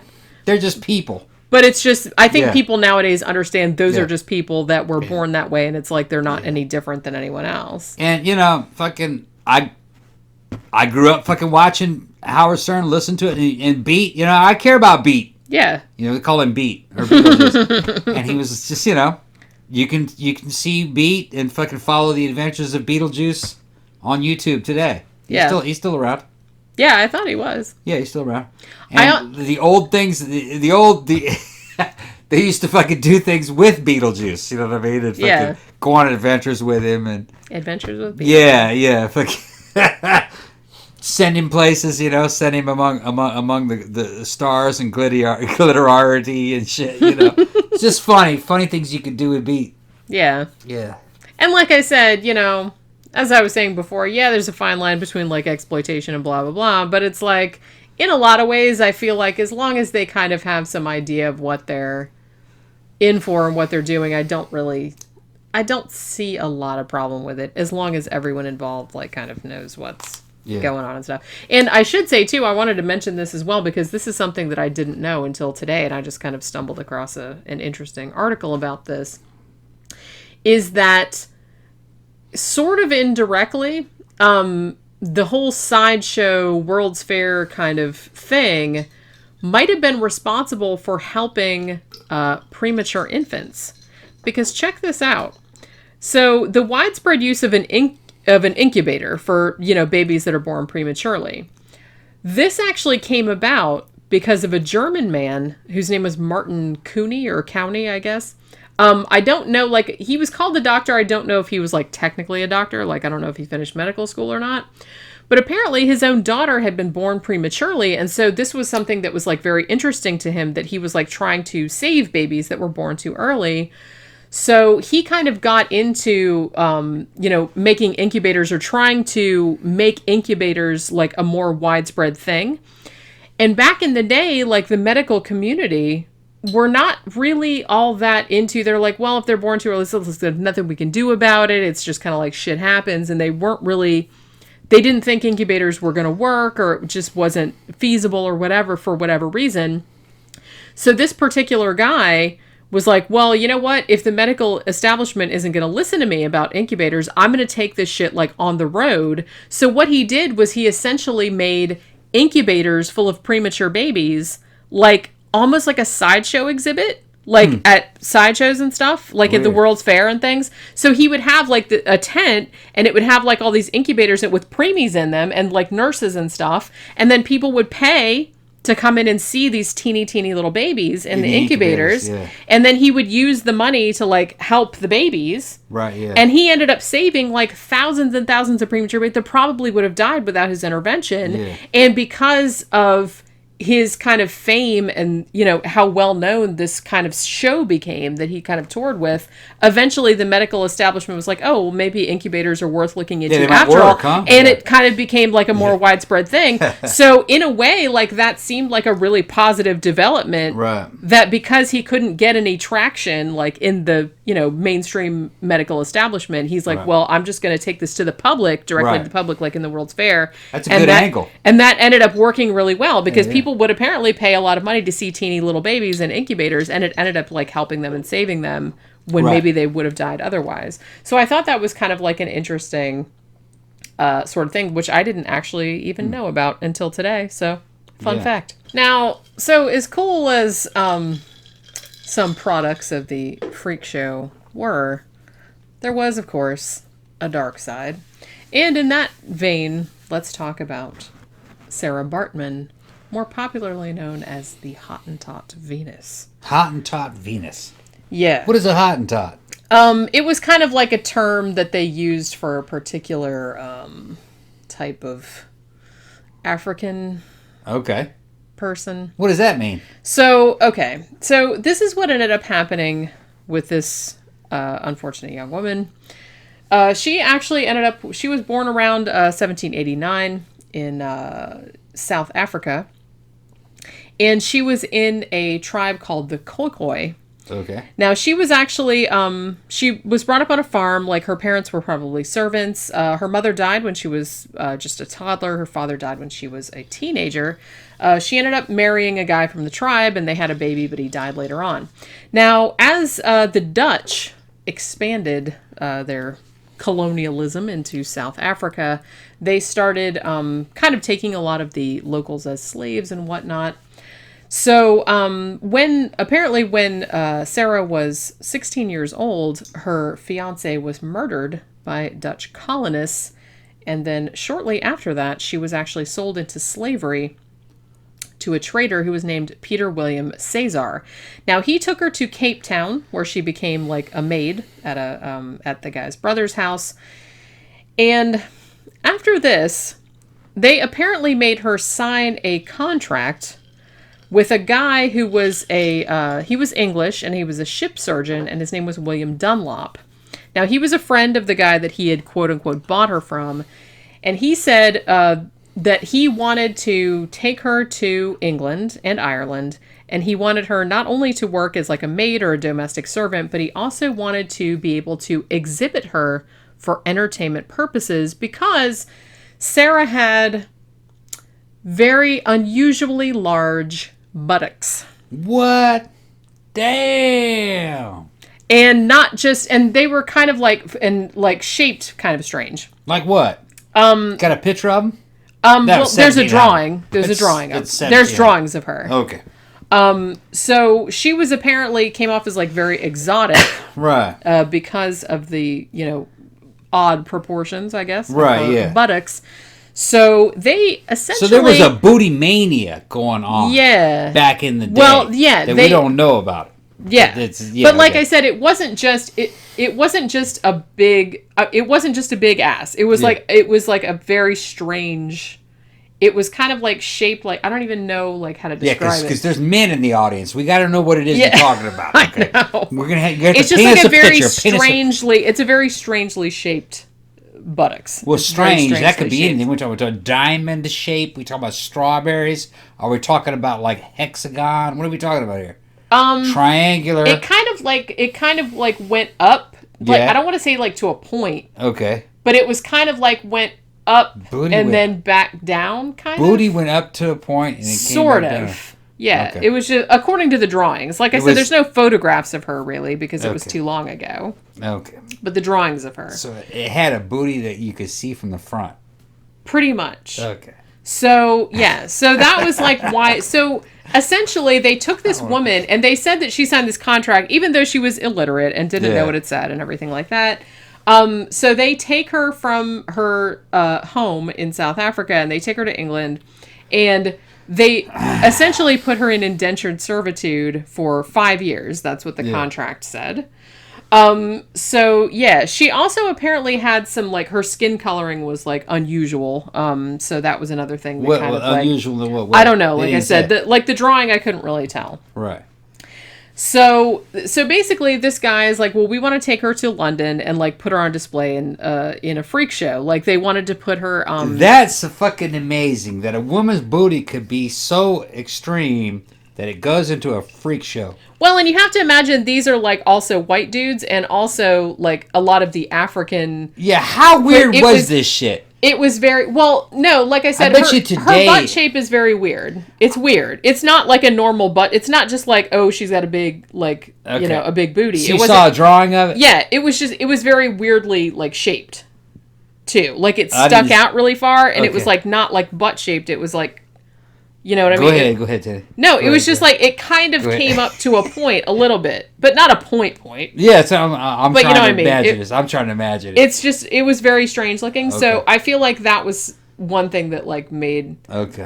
like her attention drawn to her. Okay. So they wanted to take her.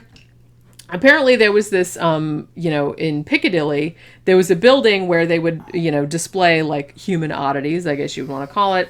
They had like fucking back in the day, it's like they didn't really have any compunction at all about like just calling humans. This is the ugliest person in the world, and it's like the greatest deformity ever, and it's like so they had all that kind of shit.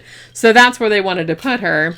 So they put her on display, and she was essentially like mostly naked. They would just like kind of cover up like little bits of her, but mostly she was like naked, because I guess you could do that in the sense that like back in the National Geographic. That's what I was just gonna say. Like back in the old days, you couldn't show naked white people, but if it was PBS and it was National Geographic, if they were like Africans, then it was fine. You could show the boobs, which I always thought was like fucking back in the strange. day. Back in the day, there were many a young white boy introduced to the fucking female anatomy through damn National Geographic. And that's not just me saying this. Everybody knows about that. That's what. That's why I'm like. They'd show naked black women. I knew you were going to say that. Yeah, they'd show naked black women, no problem. But fucking naked white women had to. But you couldn't show that. You had to like pixelate it out, or put a black bar across it. It wasn't on purpose. They were just showing tribal people, and they wanted people to see what tribal life was like. Yeah, you know it's just it's very funny to me that like they would allow that, but they wouldn't allow fucking white people to be running around show naked. like white tits. Yeah, no. But it's like, oh, we can show these. Well, like, they African were just the way they were looking at it is they were trying to show tribal life. Crazy. So and that's the way tribal people looked.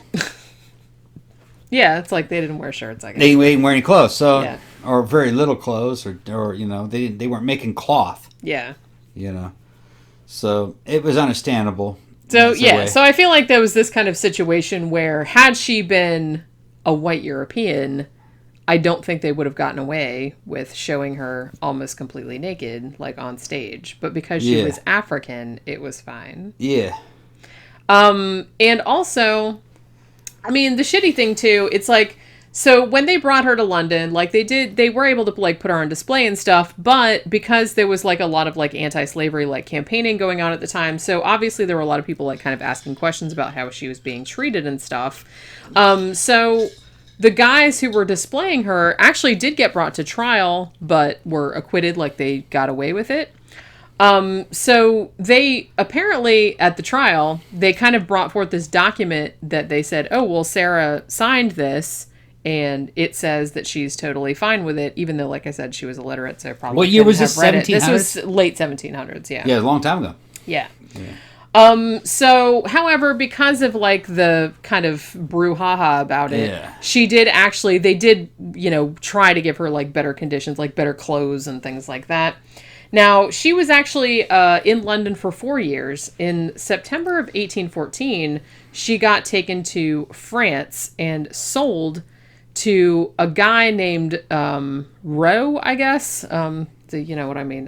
I don't remember a lot of my French, but I think that's how you pronounce his name. Now, he was a guy that had like a traveling like exotic animal show.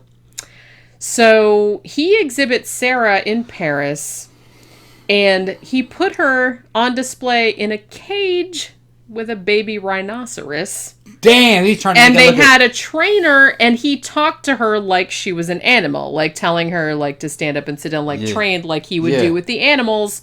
So, yeah. And all she was wearing was a loincloth. I can picture that. That goes, but they're trying to make a wild man act. Pretty much. That's what they're trying to do. It's like, hey, look at this exotic women with this she's big, from weird the wild. ass. Yeah. Why? From the wild, got an ass just fucking for days. Yeah. Yeah, it's like... So they put her in a cage with a rhinoceros. Yeah, we're going to call her Eclipse. She walks by, it blocks out the sun. She probably had no fucking idea what was going on. She's like, right, what the fuck is going on? What am I doing here? Why am I in a cage with a rhinoceros? What are they talking about? Yeah. That's where... That was probably like her entire mindset. Like the whole time, like, what the fuck is going on? I can understand it. You have to understand that mankind was a young race at that time. We were terrible. We're still terrible, but we're like way more terrible. Back in those days, well, first of all, you had dudes trying to make money on investment. Okay, and there was no television or an awareness or an education. 1700s, the average person was pretty fucking dumb. Yeah. So, and the guys wanted to make money, and this was the way you could do it. It's weird, man. This is some crazy shit. Like I said, I'm all for like the freak shows in the sense where that where they knew what was going on. Where the people knew, like they put themselves on display, and there was like a good thing in like humanizing them and stuff. Yeah. But this kind of shit where like these like white Europeans were going into Africa and just like taking snatching people up, taking random people off the fucking big ass booty. We're farm gonna put her in there and putting them in a cage. And shit like that. It's like, that's not good by anyone's metric. No. You know what I mean? Because there's no consent involved there. Yeah, and even back in the day, they were trying to stop it. So you knew that, like, this was like the early 1800s. Even then, people were like, nah, bro. Like, can we not? She's like a person still. So what are you doing? So at least people a friend of the show, girl, she's of mixed background. She was talking about how... Well, she mentioned, because on some of the stuff that we were talking about earlier on with, like, the Marie Laveau. Yeah. About how people... She mentioned, what was up? Do people hate their slaves? No, they didn't. I don't think they did. It was just another time. People had a limited awareness, but people did have an awareness. Yeah. Even during the Marie Laveau case, when those slaves were starved... They were put on display as a fucking bad example. They're like, look at what these people did to these... Yeah, even then, that was a bridge too far. Yeah, even though a lot of them owned slaves as well. Yeah, there's a bunch of different ways to look at it. Some of these slave owners thought that they were doing a good thing. Yeah. Because they were buying people out of a slave market. And they were saying, well, I'm going to take this person. They'll work for me and I'll take care of them. So it was a better conditions than they were in. Yeah. And then a lot of them ended up freeing them. But if you can read about what Jefferson said, I would free any slave who asked for it.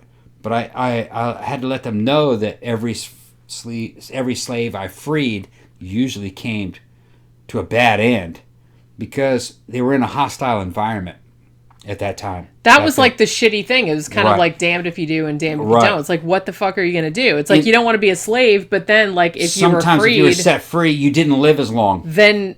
Because it was a wild-ass environment. That's what I mean. That is like a shitty situation. And they usually died involved in some kind of fucking starvation or fucking crime and shootings. Man, it was wild back then. Very because wild. It was the Wild West. Well, and there wasn't a lot of opportunities. No jobs. There was. It's kind of like that's kind of the shitty thing. It's like I'm not saying slavery was good. Obviously, it's not. It's just the level that society was in back then. Right. And it's like once they got to a point where the slaves could be freed, and that's awesome because they weren't, indebted to anyone anymore. They didn't have to live that life. But it's like, I don't think that society had progressed to the point where they could just like live like a normal person. No. Because it was just like that big gap between... When you think of the United States, the average person thinks of the United States of today. And that's not the way the United States was in the 1800s at all. Yeah. Big difference. I mean, there wasn't a military to speak of. There were no cops. The courts were a fucking joke. The federal government couldn't reach very far outside of fucking Washington, D.C. You could pass a law and nothing would happen. Corporations were more powerful than the United States at that time. And it was a fucking dangerous place. It was basically fucking lawless. Indians ran this continent, basically. They were the ones that were winning for a fucking long, long time. Yeah. It wasn't until you had trains and cars, really, that the United States that started to appear. Yeah. And really, the United States that we are living in today is a product of post-World War II. Yeah. Before that time, man, you wouldn't recognize this place. No. There were a bunch of Jeremiah Johnson motherfuckers around in here. Yeah, it was a lot different. Like I said, what people think of as, America, the United States, like you said, that is very much a product of post-war. Right. Reconstruction, I guess you could call it. Yeah, and Reconstruction was bad. Yeah. But so this poor woman, so she's on display in France. And I guess she got famous enough that she attracted the attention of the very famous naturalist, George Cuvier. So Cuvier asks her quote-unquote owner, it's like, hey, can I study her as a scientific specimen? And he said, sure, go right ahead. So they had like all these anatomists, like zoologists and shit like that, like come and study her. And they determined, as they would, and in the early fucking 1800s, that she was the link between humans and animals. Yeah. Because, of course, that's what they would have said. Them bitches that tried to make money. Well, you also had to understand the science of the time. It was the beginning of the... science... science. With bunny rabbit ears. Science of the time. Says. Yeah. It was not really science, but kind of. It was the they thought it was science. It was the very beginnings of... They tried. It was the very beginnings of fucking Darwinism and evolution. Mm-hmm. And this was like quite a bit before... Quite a bit before that. But Darwin's origin species. The ideas that Darwin talked about were around for fucking centuries. Well, even millennium. Erasmus Darwin was talking about that like a generation or two before. And there was stuff that was being written about even during the Roman period. Yeah. That was real close to kind of the things that Darwin would study. When you observe nature, it's a pretty obvious conclusion to come to. The general kind of idea is that humans evolved from animals, and they kind of came from Africa, and therefore white people came from Africans, so therefore Africans were more animalistic than white people. That was the general idea. You can understand how even though it's wrong, you can understand how they they still kind of say conclusion. That even to this day. You can have black people saying, well, we're the original man. I've heard these Hotep motherfuckers and damn fucking, I'm talking about. Well, that is we're true, the original. That in is a true. way, kind of, but there was genetic drift. Yeah. And things, you know what I mean? So, black people are not primitive. Black people are modern. Well, they're just like everyone They're about the same age as us. I said, white skin just came about because of environmental factors. There's no difference between us otherwise. That was just like an environmental, depending on what part of the world. All races have their own attributes, and they're all kind of tuned to the continent in which they evolved from. But to say that black people are more primitive than white people and Asians is kind of inaccurate. That is We're all kind of specialized for the continent that we evolved in. Although that becomes less and there's important. common ancestry between us all. That becomes less important as, global travel as much. Yeah. So it doesn't really matter as much anymore. And then you're dealing with fucking interbreeding is another thing that happens. People get all upset about this shit, okay? But you do genetic tests on African Americans. There's a lot of fucking European ancestry in Well, like we They're said, not the same. Everyone was fucking. Everybody was fucking everybody over time, fucking and everybody has kind of like a mixed ancestry to a certain extent. I do for sure. What's that? I do for sure. Yeah, and here's another thing is that that's beneficial. It is. It's beneficial. In general, the more genetic diversity you have in a population, the better off you are. Right. It helps you with resistance to disease. It helps with strength. It helps with beauty. You do not want interbreeding. It's just obvious. It's just over and over again. It's genetically, the closer the shit is, it's like, that's bad news. Right. That's bad news. But then there's all kinds of weird shit that people within a race might be more genetically diverse than people outside Generally, of a race. they are, yeah. So what I'm saying, well, getting back to it, sometimes, I'm going to break it down to a layman's ability. Sometimes the difference between two white people is more than the difference between a white person and a black person, which that might blow somebody's mind.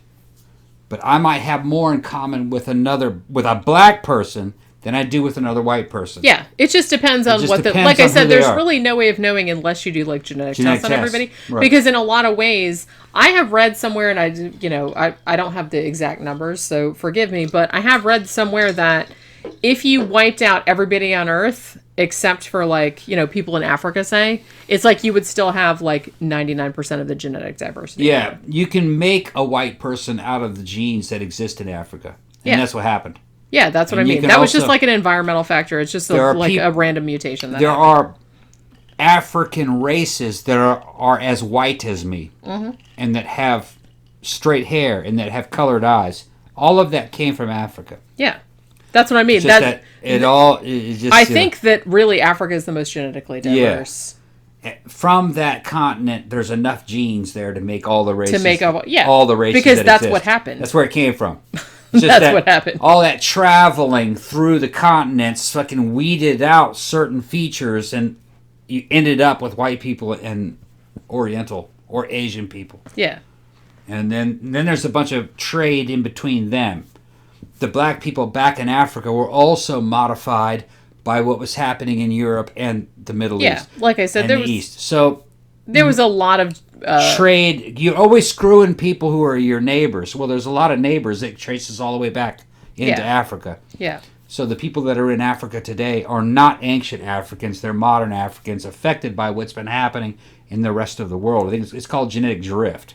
Well, yeah, and like I said, they've had, for thousands of years, they've had, a lot of trade routes and things like that. So populations are not as isolated as they used to be. And not as isolated even back then as people thought they were. Yeah. There was a lot of interbreeding and stuff like that. And Africans spread out everywhere. All these little islands going all the way as far as fucking out in Easter Island. Actually, there seems to be, which is off the coast of Chile. Yeah. There seems to have been Africans there, even though that they were a weird mixture of African and Caucasian, which is race is a fucking funny ass thing. It's weird, and it's all temporary. Yeah. It's constantly changing. Yeah. So you can't get too hung up in race. It's just a temporary status. I always kind of approached it the way, black cats and white cats and gray cats and brown cats. They're all cats. They're all cats. Yeah.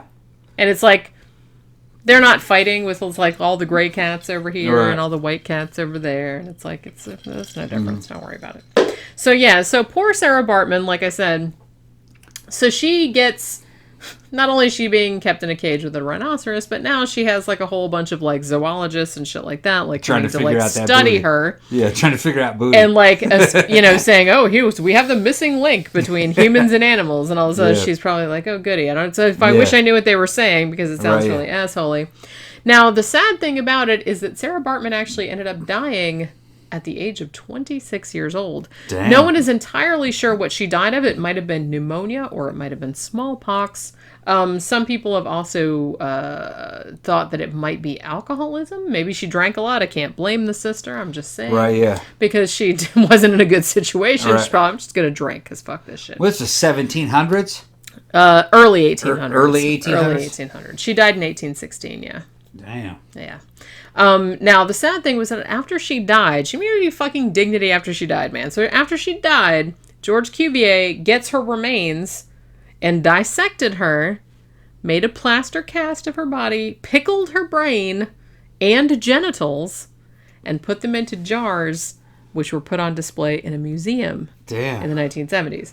So they were convinced that she was another species, basically. It seemed like... What are they doing? That's what I mean. It's like, that's just what... And this seemed nowadays, she would have been a porn star, probably. But back in those days, they're like, well, we gotta... They treated her like an animal. Yeah, we're gonna have to fucking categorize. We're gonna have to fucking put this into fucking into the. Into and the it's vault. like it's. It bothers me so much because look, I'm a science dork and I'm very into like the whole Age of Enlightenment thing and like you know scientific. But it does seem to me that in a lot of ways the early. You know, the very early years of like the scientific method and things like that, they meant well. Yeah, it didn't work out but it kind of came across like you end up treating people as though they were like a weird specimen that you could like, and they kind of forgot that this was a human being. Well, it's a very immature mistake. It is. Yeah. And it seems like an easy mistake to avoid, but it happened a lot. Yeah. So I feel like that's kind of like the dark side, like I said, of like the early sideshow culture is that, you know, as much as it was kind of empowering, I guess, for people that had like disabilities and stuff that otherwise might have, you know, like you said, been a burden on their family or like not have, you know, had a normal life. I do feel like there was an element of, oh, let's go to like Africa and like kidnap like exotic looking people and then like put them in cages. We're gonna find the missing as link. like you said, as like a missing link or a wild man or something or a what is it? That was another common thing that they would do if they couldn't like identify you. So I feel like there was like a really big aspect of like kind of racism and kind of that kind of thing going on too, just because white Europeans, white Americans were not used to seeing. Now, when you say racist and racism and the racists. In a way, racism was a part of science. There was actually a group of guys called racists. I know. That studied race. Mm-hmm. Race and culture. Nowadays, you'd call them cultural anthropologists. But later on, you know what I mean, there was a big stigma about those guys, and they became racists. But originally, they would be called cultural anthropologists.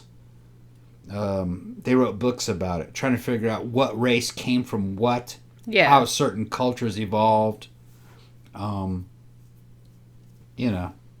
Which, like I said, there's nothing wrong with that because, I mean, obviously there are, you know, people have differences. They were just studying the differences between people. And, you know, as long as that's how it goes, the problem arises is that, you know, you can take that and some people kind of ran with that in the sense it's like, oh, this one's more evolved than another one. This one's more better than the other one. Or something like that, which is not the case because no one's more evolved than anyone because we've all been around the same amount of time. Like the human race has been around the same amount, so no one's more evolved than anyone else. The argument they were doing is that people evolved in different directions. Yeah, I know. Some of the directions they wanted to go in and the other directions that they didn't. Yeah. Which that goes all the way back to H.G. Wells, the socialists and the, you know what I mean? So I can understand where they're coming from. You can understand where they got those ideas from. They're the original so-called racists were very close to the communists and the socialists. They were trying to evolve mankind towards progression. Right. Or progressiveness, you know what I mean? Which like I said, that's, and it's like, that's not a bad thing. It's like to want to better everyone's situation. Right. But you have to, like, you know, you have to watch where your unintended consequences are going to go. Yeah. You know what I mean? So, so after this poor woman died, so there has been, like, a fucking almost a century-long campaign for South Africa to get this poor woman's remains back to South Africa. They didn't go back there until 2002. Yeah. They finally got her remains back and gave her, like, a proper burial and everything like that. All over some magnificent booty. Isn't that fucking crazy? That's some funny Isn't that crazy? That poor woman. I felt so bad for her. But like I said, as a whole, I'm like an advocate of, like, you know, freak show culture in the sense of like people like that actually were that freakish. actually wanted to do it. Yeah. But it's like, you know, you just like are living your life like in a village somewhere, and then somebody just grabbed. comes and goes, "Oh, look at your booty." I'm just like, "Let's go," and they sell you into fucking Europe, and you don't even speak the language. You're like, "What the fuck is going on?" What the hell's going on? Yeah. You know what I mean? And then they put you in a cage with a rhinoceros next to a rhino. And you're like, "What fucking the fuck shit? is going Can on?" you imagine that That's poor some fucking woman? And then she died so young. Yeah, that one was in a nightmare. God. Imagine that shit. That's what I mean. So that's like kind of like the dark side of like, you know, freak show culture. Like I said, it had like a lot of benefits, but that's not an unusual case though. That's what I mean. She's just the most famous one. Yeah, that's not that unusual. I mean, fucking in that era, the shit they did to children, you know what I mean? Fucking they had fucking society back in the fucking early 1800s was they didn't know what the fuck they were doing. Bizarre. They didn't know what the fuck they were doing. They doing. didn't know what the fuck they were doing. They had little kids down in damn fucking coal mines digging. They did, shit. yeah. They fucking just did all kinds of weird weird shit. They had no like problem with that. No. See, people lived fast and they died young back then. They didn't have any. It's almost they didn't have any concept of like human empathy or I mean they did, because empathy is a very normal thing. Like you even see it in the animal kingdom. Some people were like going, wait a minute, this can't be right. But it's just not the way that it actually worked out. They were weird people. I mean, like I said, we were talking about before, like it seems like, you know, prior to, you know, the 20th century, I feel like they didn't even see children as children. They were just like, as soon as you were old enough to work, you went to work. You were just like a little bitty adult. They fucking raped little children. And didn't think anything of it. I don't think they thought anything of it. And like I said, the sad thing about like a lot of people that ended up in, you know, freak shows or human oddities shows, a lot of them ended up there and they were very little and stuff like that. But the reason they ended up there is because their parents abandoned them, or their parents sold them to freak shows, like when they were little. Like, here, take them. I don't know what to do with this because they have a deformity or something. So they sold them to it. So their parents like would do that. Weird so, like I said, in a way, it's, you know, that sucks, obviously, because your parents fucking sold you to strangers. But in some ways it turned out okay because, you know, they actually had a life and they had money and they ended up having a normal life and friends and everything. So it turned out all right. But the fact that that was a thing that you could do and no one really like thought that much about it, that's kind of fucked up. No. That like parents were willing to like fucking sell their fucking children into essentially slavery, basically. So another very famous pair of quote unquote freaks were obviously Chang and Eng, the original Siamese twins. Yeah, that's weird. Because they were from Thailand. Yeah.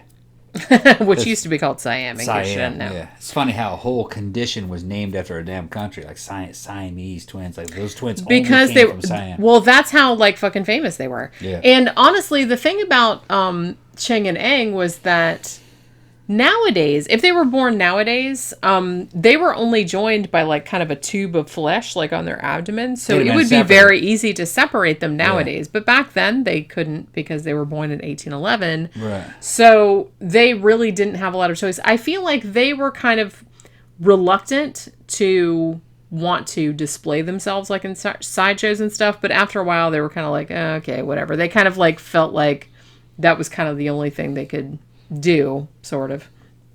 So they kind of did that. So I feel like, so the thing about them though, they were interesting because they were put on display by a manager, as like a lot of you know, the human oddities were back then. But after that, you know, they did that for like 3 years, and then they started thinking, well, their manager was like fucking them over, like cheating them. So they're like, well, we're going out on our own and we're doing this like on our own fucking terms. And that's what they did. And they actually ended up becoming like fucking world famous. Yeah. You know, for being that. And that was kind of like their own thing doing it. What's weird is that they got married to two different women. They did. And they were actually... And then they had kids. They were very financially successful. Yeah. They had 21 kids between them. Yeah. What they did, they married 2 women that were sisters. The funny thing about it was that their wives did not get along. So what they did was they had like 2 houses that were like next to each other, and then like they would stay in like one house for 3 days, and then this house in 3 days, and this house in 3 days. So they would like go back and forth. You know what I mean? Weird. Which I think is like Can you imagine? And the way that they were connected, they had to be having sex with the people in the same room with them. Well, obviously. And they had to be like seeing what the fuck was going on. It was some weird shit. Because he couldn't leave. He couldn't leave. He was just right there. Yeah. He was just like next to you. Some kinky shit, man. It's like, but there's nothing you could do about it. And I think the kink was part of what fuck was going on with these Siamese twins anyway. The attraction. That might have been why people were into them. They were so interested in what the fuck was going on. That's what I think. It is kind of interesting. Because they were like big celebrities in the media at the time, this newspaper. And that might have been what, like, part of the, even though people might not have wanted to admit it, they'd probably be more willing to admit it nowadays. Yeah, but they were like, because I will admit, that it's like, they're having children and and it's like, there are still like, conjoined twins being born nowadays, obviously, because I've seen some of them like on reality shows and shit like that. But it's like, nowadays that's not a big deal, but it's and it's like all of the shit that you do in your life, like private kind of stuff, you have to think that every single thing that you do is shared with another person who is like right there always. Right, like you can't get away from them. Yeah, weird. And it's like, what? I mean, I know they're used to it because they don't know any different, but it's like, what would that be like? Yeah, the outsiders are thinking about that, and I think that's why. That's what I mean. I think that because it's a fascinating thing to think about. Probably for them, it's not a big deal because, like I said, they were born like that. They don't know any different. But it's like for other people thinking, oh my God, like what would it be like to just have somebody like your sibling, like just right there, like all the time, like you can't get away from them. And you're screwing some chick and fucking knocking her up, and your brother's with you. Well, yeah, because he would have to be. Yeah. And people in the media are going like, man, that's going on.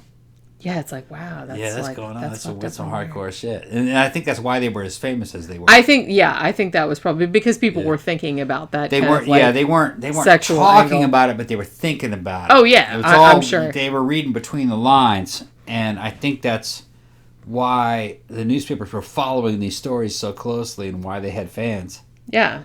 Because people were thinking about that shit. Yeah, they were like, that's a very natural thing for people to think about. I mean, I think about that. Makes sense to me. Yeah. Now, the thing about it is that, like I said, they ended up making a shit ton of money. They bought, like, a big plantation. They had slaves and everything. They, like, had a big plantation in North Carolina.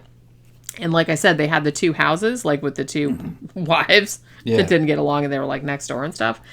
The shitty thing about this is, like, and this always kind of bums me out, but it's, like, one of the twins died, like, the one twin like wakes up and the other one's dead. Oh man, imagine that. And it's like they call a doctor to like do an emergency like separation and stuff, but he didn't get there in time. So the other twin died like 3 hours later. Damn. And I heard, I don't know if this is true or not, but I heard that when the one twin died, like the other twin was kind of like accepting of it. He's like, okay, we'll just like put his body like closer to me and I'm just going to lay here. And because he knew he was going to die too. Die along with him. Yeah. Because it was like, they didn't share a lot of organs. The two of them, because like I said, they must have had arteries going through that. I think their livers were connected, but I think that was the only thing. It wasn't like because some conjoined twins like share some organs like in common. I think they were pretty much almost two separate people. I think their livers were connected, but that might have been it. Man, you would think that in an emergency you could have just fucking sliced them, pow, right down the middle. And well, they did have a doctor, but by the time the doctor got there, it was too late, it was too late, and the other guy was already dead. So it's like that was like creepy. So it must be creepy knowing that like once that sibling dies, it's like you're gonna die too. Right. And it's like you just have to lay there and wait. You can't support a dead body. That's what I mean. It's like you can't. There's nothing you can do about it. There was something they were trading between the two. Blood. Yeah, like I said, I think their livers were connected. I think they both had a liver like on their own, but I think they were like. Had you gone in there fucking an hour or so afterwards and just chopped the two apart, you probably would have had a much better chance of survival than to just let them sit there like that waiting for a doctor. I'd have just grabbed, give me the damn kitchen knife. Yeah, or cleaver. Or something. Yeah, and fucking a hot iron. I'm gonna cut them like that and cauterize it. Yeah. Because I imagine they bleed like crazy. Yeah, well, that always kind of freaked me out. And like I said, I saw like, this was several years ago, but I saw like a show on like fucking TLC or whatever, where they had a pair of conjoined twins who, one of the girls was like, you know, a normal, like well-formed person. And then she had a sister that was kind of like, I guess she wasn't, they were attached at the head, But she had like her own brain, and but she was like, she couldn't like reach the floor, so she always had to have like a wheeled chair, like that she took around like with her. And like I said, she didn't know any different because she'd been born like that, so it wasn't really that big a deal. But it's like, I always kind of thought to myself, it's like, what happens if like one of them... I remember those girls. They're around now, right? Yeah, they're still around. They constantly kind of banter back and forth, kind of mindless shit. They're not that intelligent. Well, they're always kind of like talking to each other. Yeah, but they showed them like in a mall and stuff. Yeah. They actually kind of, if you take all the damn wheelchairs away, they kind of look like a spider. Yeah. Is that the one you're talking about? With all the arms and legs? Maybe. Well, no, like I said, she looks like a regular... Okay. One of them looks like almost a regular person, but the sister, like, they're attached at the head. Yeah. And she's kind of like a little person. I'm thinking of the two guys that are joined together, and they're kind of like a damn spider. Like 4 arms and 4 legs, and they can move. It's weird. It's weird. That last time I saw them, that was back in the fucking very early 90s. Yeah. I don't know if they're still alive or not. Yeah. But I don't think... They weren't totally mentally with it, from what based on what I remember. Yeah. We'll see. But yeah, so... that was some weird conjoined twins. Yeah. It was like one body with a bunch of arms and legs coming out of it. Yeah, that's like a different thing. I feel like, Chang and Eng were essentially 2 separate people that were just like connected. They didn't share a lot of, like I said, their livers were fused. Yeah. But that was it. It was just like their abdomen. They didn't have like, it wasn't kind of a thing where, sometimes you see conjoined twins that are just like, one person is just like half of a person and like they share the legs and the pelvis and everything like that. It wasn't like that. They were both like completely, they could walk on their own and shit like that, but they were just like attached in the middle. You know what I mean? Yeah. Now, some other ones that were kind of famous, and we'll kind of get into P.T. Barnum here too, because these two were kind of like, associated with P.T. Barnum too. This was Maximo and Bartola. Now, these were, I believe they were from El Salvador. Now, this was a brother and sister, and they were both microcephalic and had, developmental disabilities. Now, in the 19th century, these two were exhibited in what they used to call human zoos, which is what you're thinking. Yeah. It is. It's pretty much exactly what you're thinking of.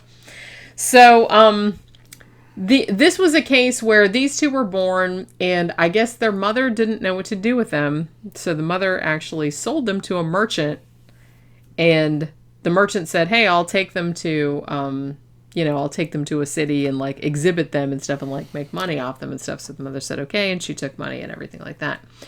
So they ended up, for whatever reason, being billed as the Aztec children.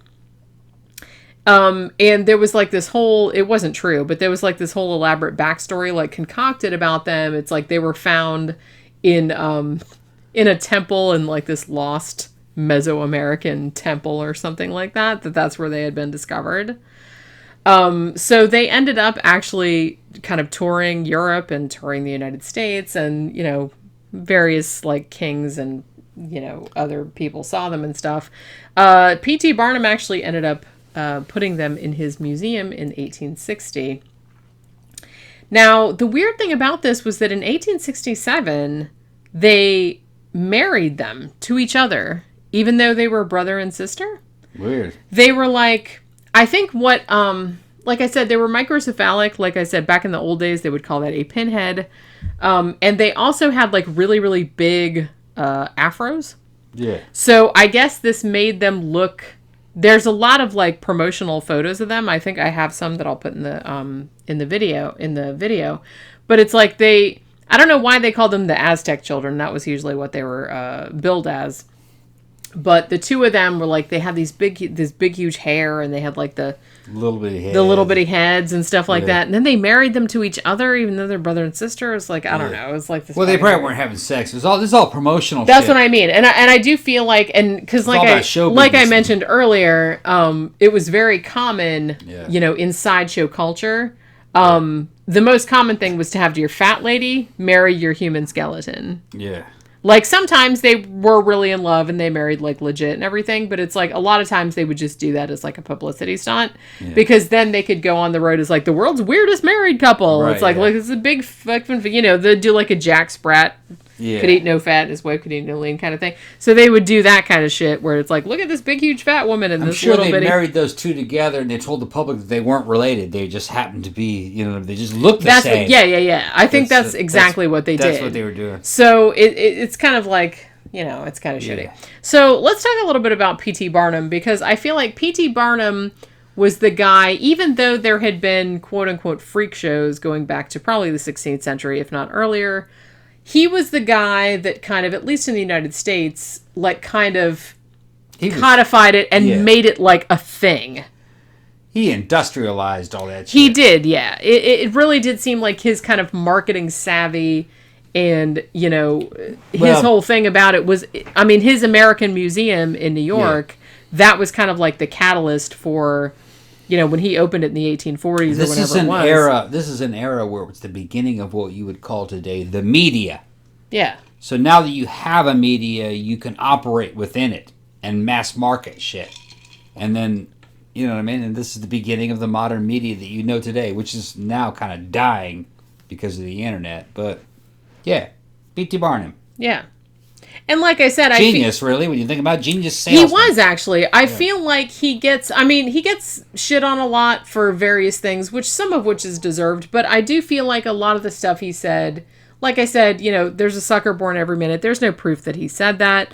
One of the quotes that I wrote down that he actually probably did say was, "I don't believe in duping the public, but I believe in first attracting and then pleasing them." He was just trying to make something that people would enjoy and that they would pay to see. If you had to kind of bullshit to get them to come in there, then so be it. He wasn't above that. Well, that was part of the game. Exactly. And the public was wise enough usually to understand when they were being seduced in that way. They knew. And I feel like part of his genius, too, was that, and one of his very earliest things, and this is maybe quite famous, but one of the first things he did that was a hoax was very kind of early on in his career. He found this woman whose name was Joyce Heth, and she was a blind woman. She was a former slave. He leased her for $1,000 from whoever. Now, he kind of put her on the road as a woman that was 160 years old and had been a nanny to George Washington. That's a good angle. So, yeah. So he kind of like took her on the road, and this earned like a lot of money at the time because she would come up and she was blind and stuff, but she would like obliged. She like tell stories about George Washington and like how awesome he was as a kid and shit like that. So this was like one of his earliest things. Now, after the woman died, the poor woman, after she died, like doctors determined she's probably only about in her 80s or something like that. Yeah. She wasn't 160, obviously. Yeah. But it's like, I don't think P.T. Barnum, I don't think he actually cared so much about the truth as like what he could kind of get away with. Of course. You know what I mean? This was show business. That's what I mean. It's all very showbiz. Yeah. And I feel like as long as you're not being... Yeah, he's being deceptive, but...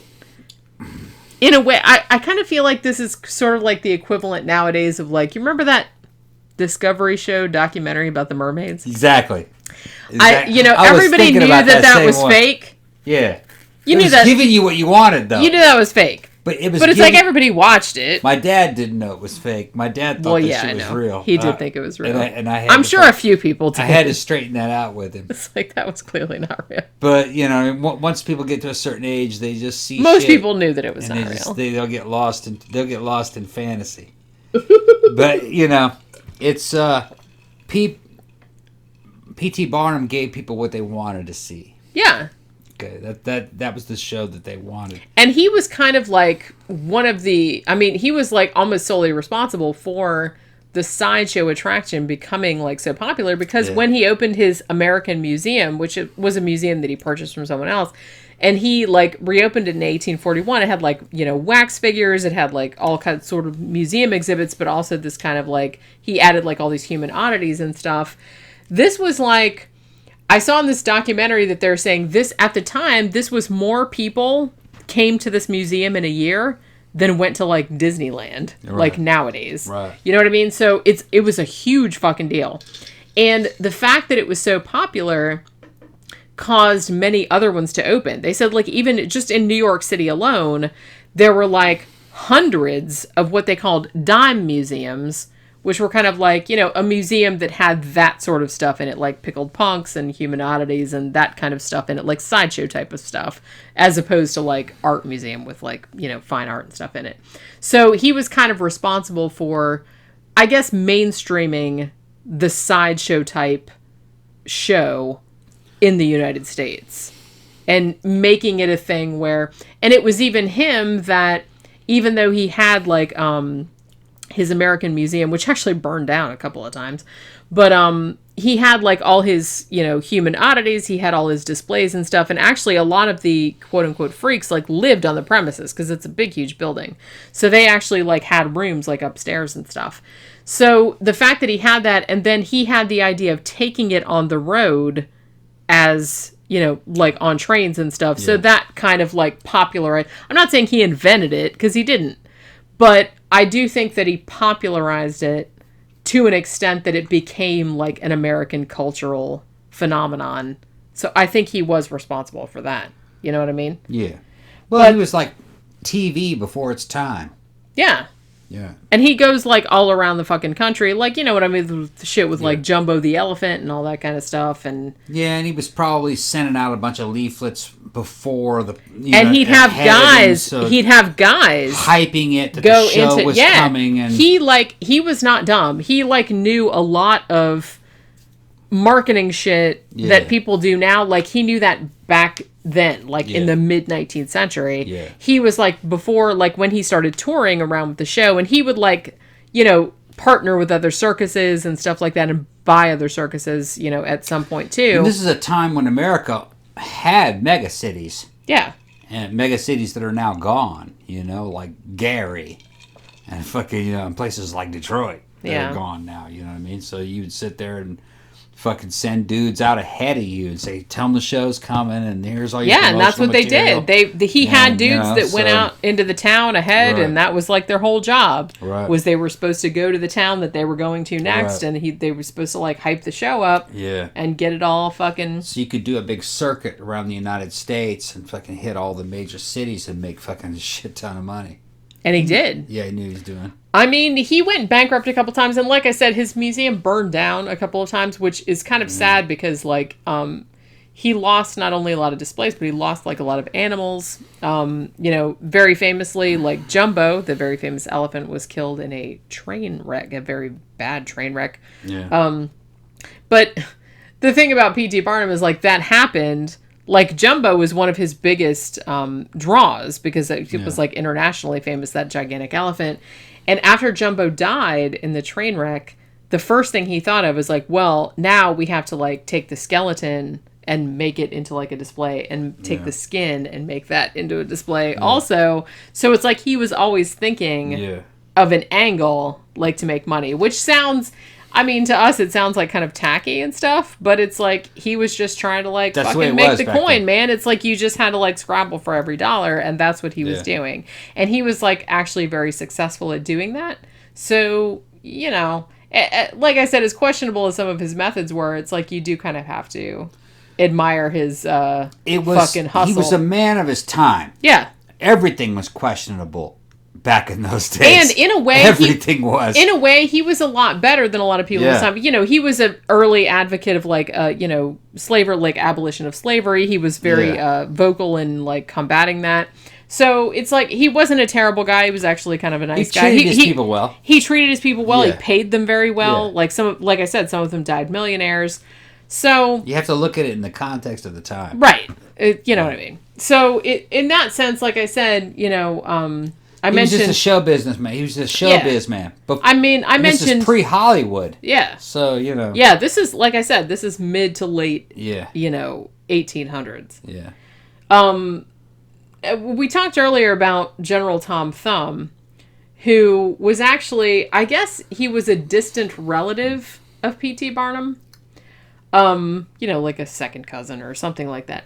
So he heard about this kid being born because apparently General Tom Thumb, who was actually born Charles Stratton, as I said, he was born in 1838. Now, he was born normal. He was 9 pounds, 8 ounces when he was born. And for the first 6 months of his life, he developed like a normal baby. But then all of a sudden, he stopped growing. So after a little while, like P.T. Barnum heard about this and was very interested in finding out about what was going on with that. So when he was 4 or 5 years old, P.T. Barnum went there and was like, okay, well, can I take this kid? Right. Because I'm going to do some shit with him. So even though all of Charles Stratton's siblings and everything like that, his parents were all normal size, but for whatever reason, he grew normally till he was 6 months old and then he stopped growing.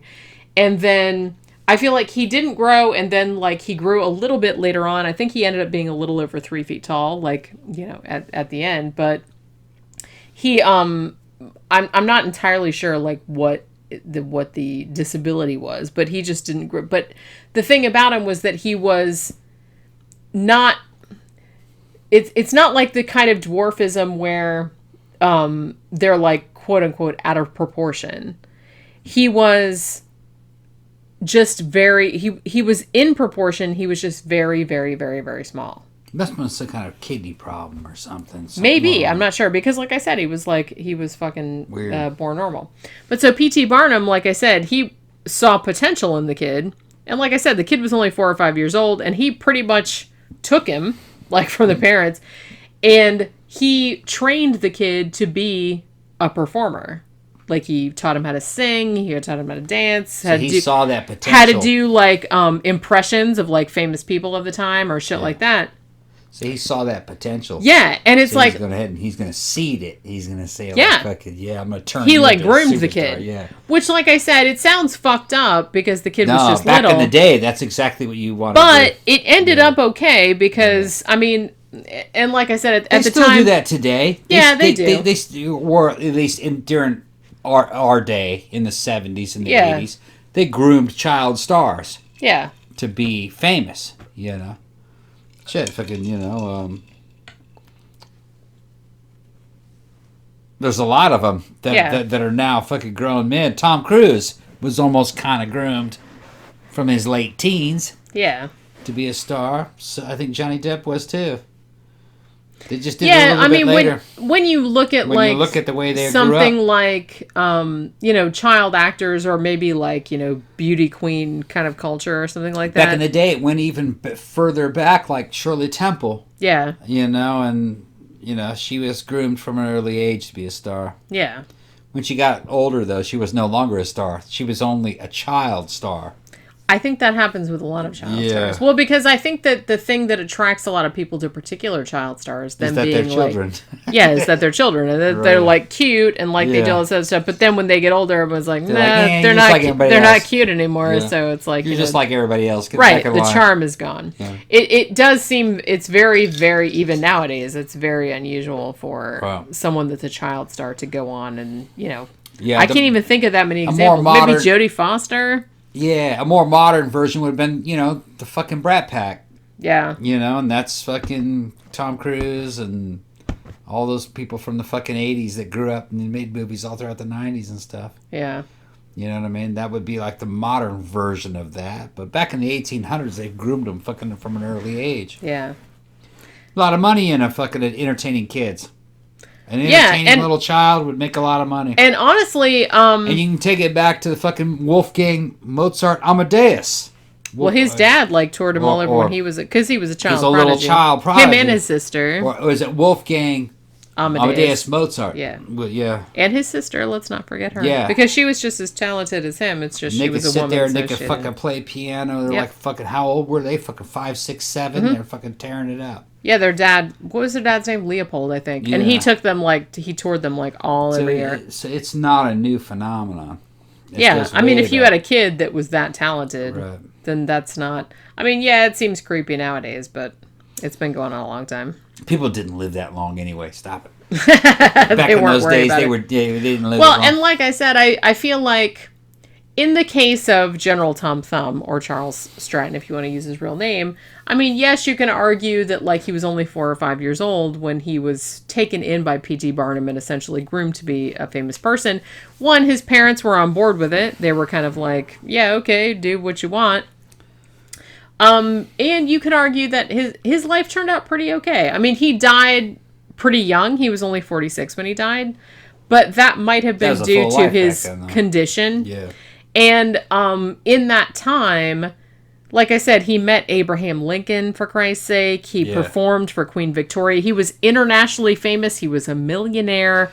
What else would you have done? That's what I mean. What would the average motherfucker I do have feel been? like, as questionable as how it happened might have been, like he didn't have a lot of choice in the matter, but it did actually turn out okay for him. That was a blessing, because the average average person of that time never would have lived a life like that.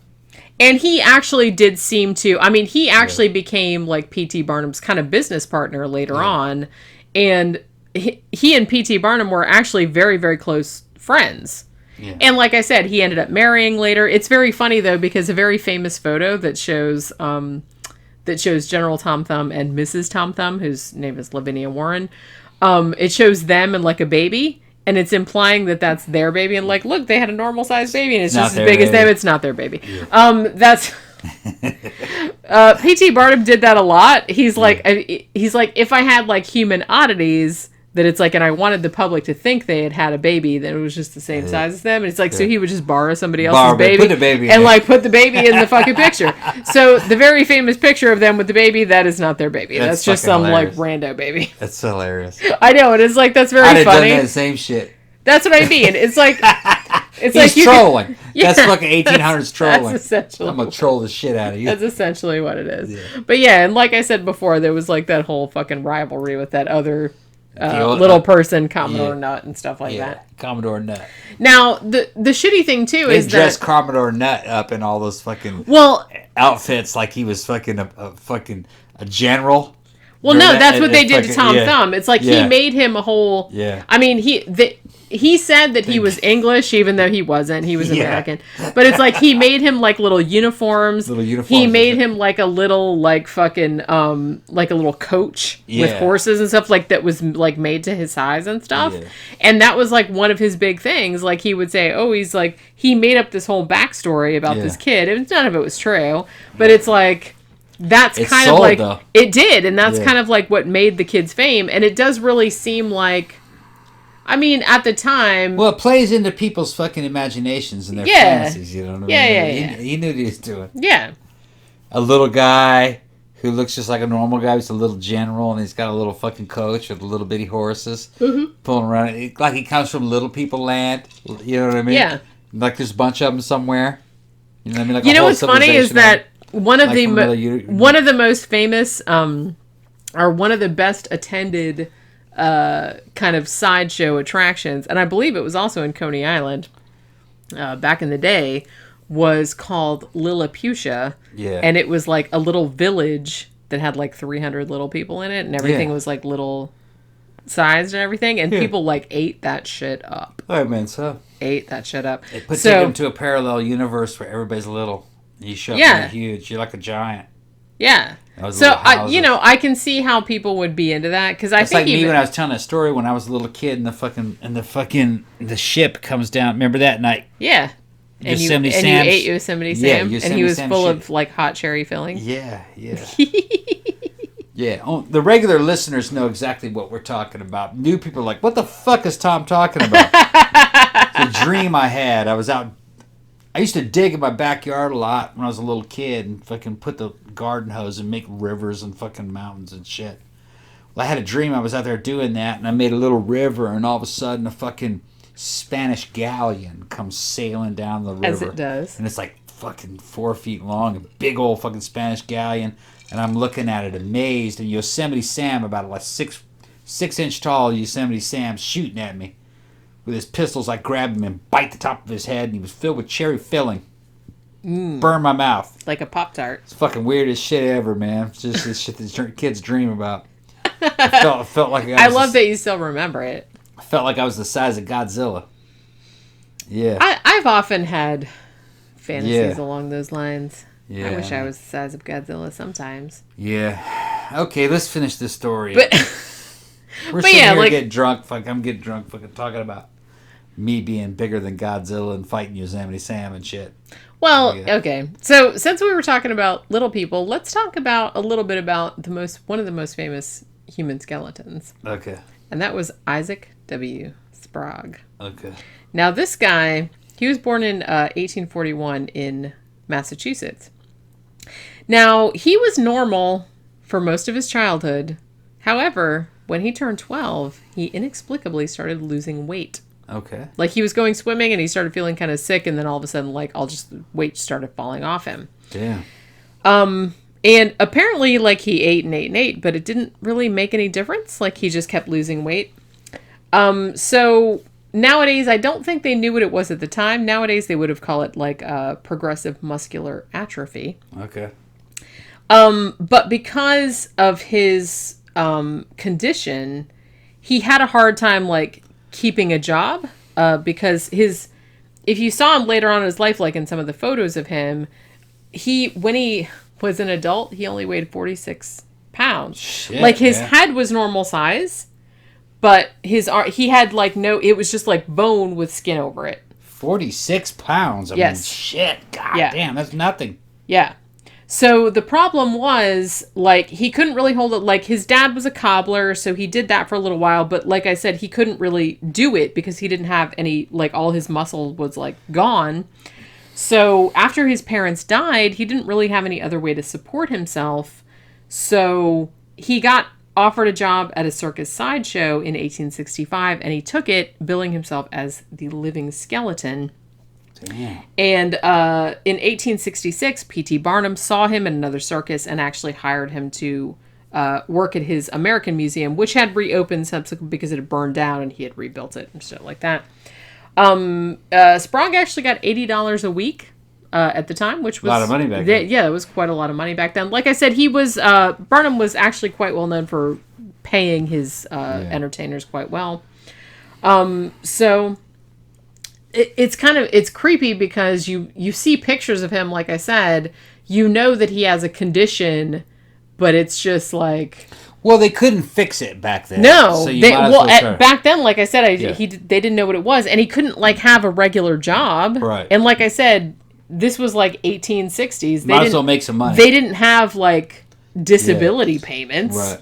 Where like you couldn't work, you would get money and you could like feed yourself at least. Yeah. They didn't have that. You really had to kind of option. Yeah, it's like what else could you do? Right. So he actually did end up having a fairly normal life. Like he did get married. He actually ended up having 3 sons, all of whom were normal. Which is very weird. Apparently, though, he also had a bit of a gambling problem, which kind of, ran into problems.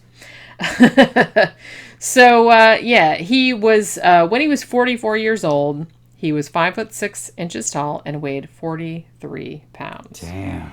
And they said that he was apparently like his body wouldn't like retain nutrients, I guess. So it's like he had to like be constantly eating.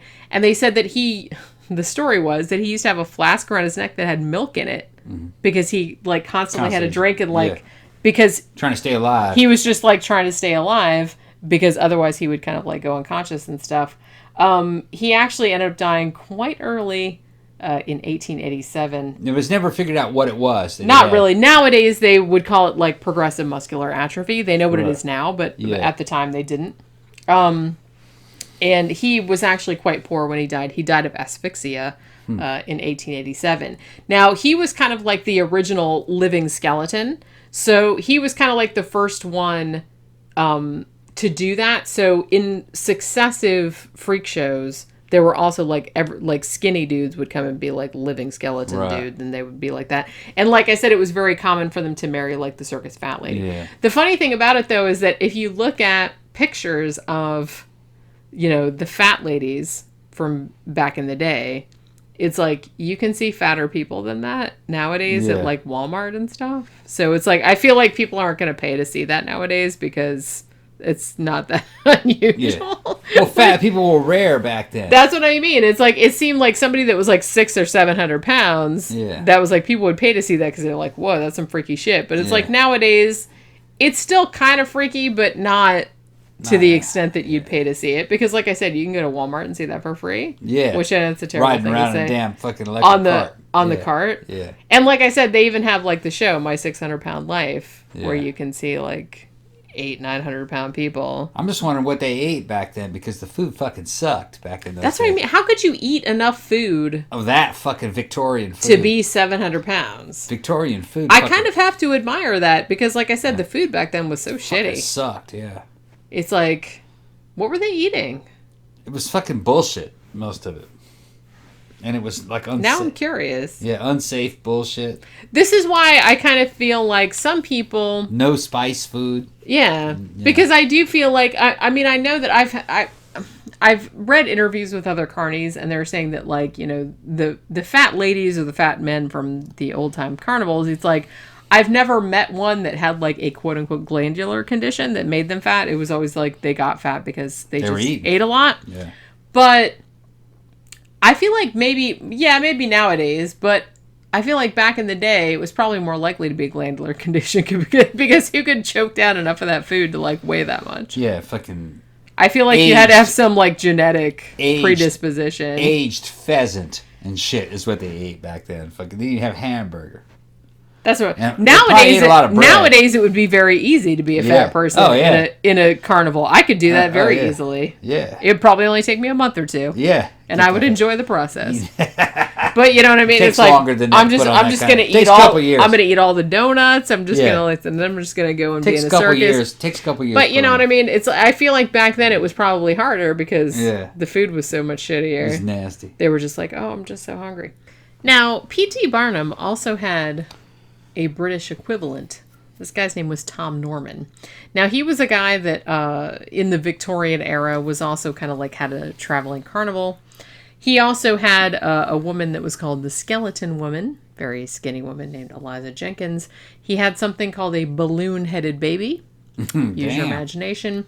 He also had kind of a geek exhibit, like a woman that bit the heads off live rats. Jesus. He also had a flea circus. He had some fat ladies. He had a giant, some dwarves. And this is my favorite. He also had a bunch of white dudes. I guess they had been sailors. He painted them black and gave them like a made up language to speak. And he called them the Savage Zulus. Okay. So, you know. Yeah, all right. Whatever. That's how they do back then. That's how they do back then. Make him apparently, he also had what he called a family of midgets, which was actually just two guys and some baby that he'd borrowed from someone that he didn't know. So he was like traveling around London and was apparently very successful. Yeah. Now, Tom Norman became famous because of his association with the even more famous Elephant Man. Yeah. Joseph and if you guys haven't seen Merrick, you haven't seen the movie the Elephant. David Lynch movie. If you haven't seen that David Lynch movie called This The Elephant Man, you poor need to see that shit. Guy. It's like it's bad enough he had this shit happen to him, but it's like he had like the worst fucking life ever. It was you know what I mean? It's almost kind of like Merrick. The Elephant Joseph Man. Merrick. Oh, Joseph Merrick? I thought his name was fucking John. That's actually a common mistake. It's because that there was a play made about his life where they mistakenly called him John. That was not his name. His name was actually Joseph. Merrick. If you haven't seen that movie, The Elephant Man, you got to see it. I feel like the movie is like even less of a bummer than the dude's actual life. Yeah. You know what I mean? We grew up watching. Which is saying something. We grew up watching that shit on HBO. Yeah. And that movie there, man, fucking tear your heart out. It really does. You're It's like, damn, you it's feel awful. so bad for that dude. You're like, fucking, oh, can you imagine? shit. It's like, like I said, it was a real person. Yeah. So yeah, Joseph Merrick met Tom Norman in 1884. Now, Joseph Merrick, he was actually from Leicester in England. Now, he was normal up until he was 5 years old. But for whatever reason, once he turned 5, he started like developing these weird like shapes on his head. Well, yeah, like he started getting these weird like lumps on his skin, and like they didn't really know what it was. His bones were just growing out of control. Well, I at the time they always had like this weird like sympathetic magic kind of approach to like medicine. So it's kind of like at first they thought, well, maybe it was because when you were in the womb, like your mom was scared by an elephant, and now it's like coming back to haunt you or something like that. Yeah, so that's kind of like how they thought of things. They thought he looked like an elephant because he had a big ass forehead. But he didn't look like an elephant to me. He just looked like a damn mutant. His fucking head was just blowing up. It was like 3 feet around. Yeah, and it was just like all kinds of... You see the movie The Elephant Man. If you think your life is bad, watch that fucking movie. Yeah, you will feel a lot better about... Because fucking... The poor fucking guy. Yeah. It's like there's nothing he could do about it. And there's... Like I said... It's an excellent movie. It's really well... It's black and white. It's so sad, though. It's black and white. So fucking sad. It's black and white movie in a time when movies were color. Yeah. But it's a black and white movie, and it's got old what's-his-name that played in the damn fucking serial killer. What's his name? What's his name? The guy who played fucking Silence of the Lambs. Anthony Hopkins. Anthony Hopkins. Yeah. He plays the good guy. And John Hurt plays the Elephant Man. And it's just like, damn. Because, like I said, it's like this kind of thing. Like I said, the kid was 5 years old. He was normal. And then all of a sudden he starts developing these deformities. Yeah. And when he gets a little bit older, I mean, his mom died when he was 11. Like, his mom died of pneumonia. And by that point, he wasn't, like, completely deformed, but it was starting to go that way. He did finish school, like, you know what I mean? Because he still looked normal enough. And he was able to, like, have a job in his teenage years. He actually first had a job, like, rolling cigars, I believe. But as time went on, his deformities became so severe that he could, like, his hand and everything like that. Like, he couldn't work anymore. Yeah. And there are photographs of this dude. This dude really I have some. He really did look that way. And then, make matters worse, Michael Jackson bought his skeleton eventually. I think that's an urban legend. I think Michael Jackson did have his skeleton. Yeah. Yeah. But yeah, the shitty thing, too, is that his deformities eventually became so severe that he couldn't really talk in a way that other people could understand him. Yeah. You know what I mean? He was a perfectly intelligent human being, but like his speech was slurred, like because his head was so deformed. So he ended up having to go to like a workhouse, which he hated, as you would back in the fucking Victorian era.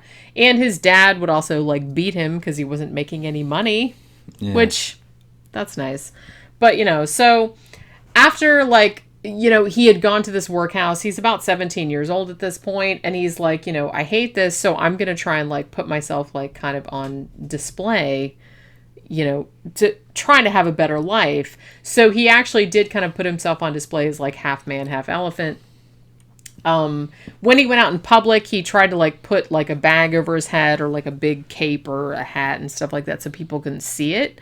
But I mean, at some point, like the deformities were so bad that it couldn't really be all that hidden anymore. He did also get a lot of like visits from doctors and stuff like that. At the time, I don't think they really knew what it was. Even nowadays, that is a very, very unusual condition. Some kind of bone, some kind of mutation. Yeah, it's just like some kind of like out of control growth. Bone growth. Of bone and and tumors and things like that because he just had this fucking thing. Now, he did eventually end up befriending a surgeon named Frederick Treves, who, like you said, was played by Anthony Hopkins in the movie. And so those two developed a friendship and they kind of became friends. But he did kind of go around like displaying himself and stuff like that. And he became very famous. But the problem, like, he died, it's sad because he died so young. It's like he died at 27. Now... It may have been suicide. They're not sure if it was suicide because his head was so big that he had to sleep sitting up with his head, like, resting on his knees like that because he couldn't put his head back. It suffocated him. Yeah. And, what he ended up doing one day when he was 27 was it looked as though he had tried to sleep, quote unquote, like a normal person, and it had broken his neck and he had like asphyxiated because like I said, his head was so heavy that he couldn't lay down. He would die. So I feel like he probably did that on purpose. You don't think Michael Jackson had his skeleton? Oh, I don't know. I just thought I thought that was an urban legend. I'd always heard that Michael Jackson fucking loved that movie and had a lot of compassion for that character, and that he had bought his skeleton. Maybe. Amongst a bunch of other weird shit that he owned. Yeah. He might have had it. I'm not really sure. I think I haven't really looked into it. That's how I remembered how that meant that he had paid he'd paid over $1 million. I've always felt so bad for that guy because everyone that knew him, said that he was just like the nicest dude. And it just like for that to happen to him, like there's nothing he could do about it. It's like nothing that he did that caused it. It just happened. And it's like a curse. Yeah, and that's like the shitty thing. I think like hearing about that when I was a kid was one of the things that kind of convinced me. It was like, well, the universe doesn't give a shit about any of us. If you haven't seen that movie, you better go see that movie. Elephant Man. You'll cry. Oh man, I did. That shit. When I was a little kid, that shit didn't traumatize you. It's awful. It just opens your eyes to what the possibilities are. That you are very fucking lucky. Yeah, and that poor guy. And like I said, he died when he was 27. And like I said, if I kind of feel like he probably just got sick of it and was just like committed suicide. I'm just gonna like lay down like a person. I think he did too. And honestly, I can't blame him. Because even though he was trapped in a fucking weird ass fucking body and there was nothing he could do about it. And it was getting worse. He was still growing. It was. Yeah. Yeah. And even nowadays, that is a very, very, very rare condition. Yeah. But, especially back then, like, what could you have done? And it's like, the thing is, it's that even after he went, like, on display and stuff, it's like people were still throwing rocks at him and, like, when he would appear in public, like, he tried to, like, keep a burlap sack over his face and everything like that. But even then, like, people were still very hostile toward him. Yeah, because of some weird-ass genetic condition. Yeah, and it's like he couldn't help it. It just happened to him when he was a kid, and it's just like it's very, very sad. So, like I said, I feel like after a certain time period, especially after medical science started to like kind of catch up with figuring out what was causing these particular types of disabilities, I feel like the public, particularly in the very late 19th century, early 20th century, were kind of getting to a point where it's like they started feeling kind of bad or kind of guilty about leering at these people, like in freak shows and stuff. Even though the freaks themselves, quote unquote, might have been okay with it, I do feel like the public was kind of losing its taste for that type of stuff. And I think after the advent of television and like other things where you could see that stuff like, routinely, so it seems like the age of the sideshow was kind of coming to an end. Well, people knew what it was. They were kind of losing the... Right. You said they were it didn't have the exoticism that it used to have. Because people like curious understood what it was. Right. Like I said, you could see photographs of it and everything like that. And also they were kind of... a lot of kind of laws started coming into effect where it's like you were not allowed to display like deformed people for money. You couldn't show like human fetuses for money, stuff like that. And in the United States, late 1800s, very early 1900s, especially around the 20s, eugenics movements started to come in. They were people were worried about selective breeding and strengthening the race is what they called it. They didn't want people like this to be born anymore. You know what I mean? So there was selective breeding and abortion, and... Well, yeah, and I think that kind of happened too. Like, the more that they started doing, the more that the technology started to progress and where people could see, like, they'd have amniocentesis and stuff like that, where you could see these types of deformities like before the children were born. So it happened a lot less. Right. Like you don't see it as much anymore because people can catch it like early on. Yeah. The beginnings of all of that eugenics movements almost was kind of like the beginning of a damn sci-fi movement. There was a lot of science fiction involved with this too. People don't realize that, utopian thinking is science fiction. That's where a lot of it started. Yeah. With, writers like Jules Verne, is who started all that. And who was the one that did Brave New World? Huxley. Aldous Huxley. Yeah, all these guys started to come in that we could build a perfect world with perfect people in a perfect system. And utopian thinking ended up, by the time the 1930s rolled around, being very fucking problematic, because then you started getting communism and fucking German National Socialism, which are different. They're a reaction to this, really. Yeah. Trying to make a perfect world. When you're trying to make a perfect world, you're trying to play a god. And when you try to become God and godlike, then that means you're selecting who's going to be born, who's going to not be born. Yeah, and who has the right to do that. Who has the right to live and who doesn't. And then all of a sudden you start having guys analyzing fucking race and culture. All that shit we talked about earlier all starts to factor in. Where you start having people where in our democracy, we can't have these people over here because they have a genetic predisposition for voting this and that, and their race is against our race. So we got to wipe them out.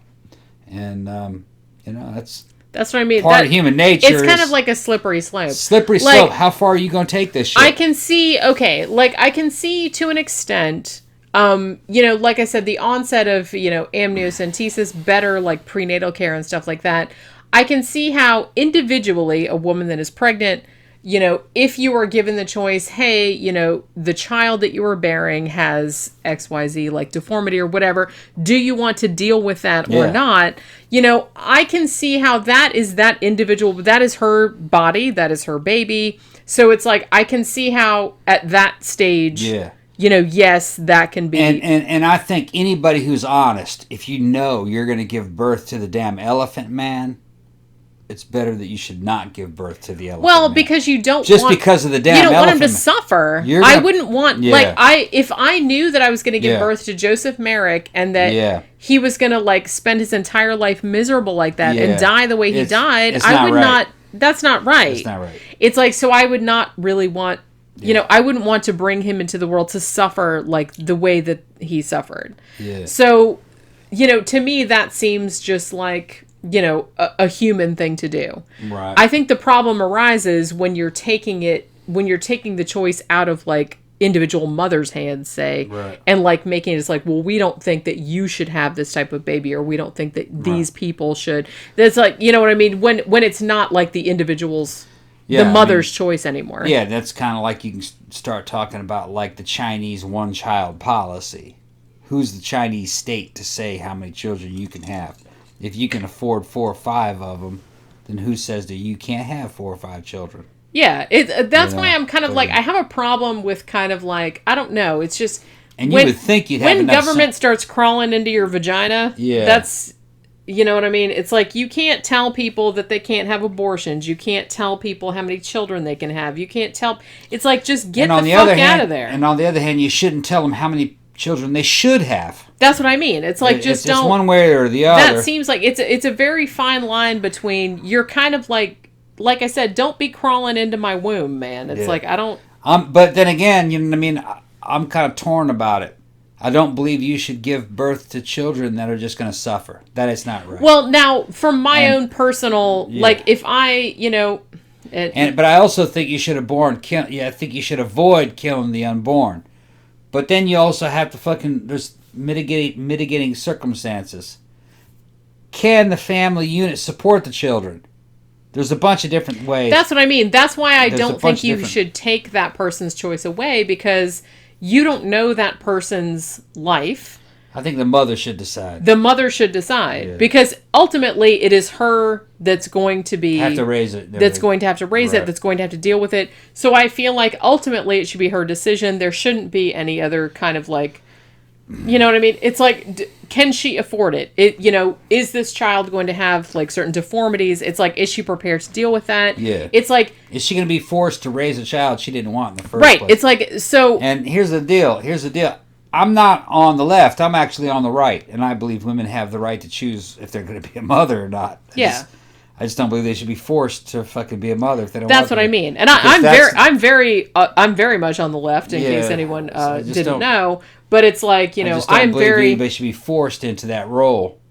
Exactly, and that's exactly how I look at it, because that to me it seems like anyone that's trying to make laws that are regulating my uterus, Right. that is very offensive to me. Well, another thing that happens is that then you end up having children that are like fucking Ted Bundy. You have these unwanted children that fucking are born, but then some of them end up being fucking That's what I mean. And in dangerous. a way, like, people look at, like, the bad side of abortion, but it's like the good side of abortion is that all the children that are had are wanted. Right. All of those children are wanted.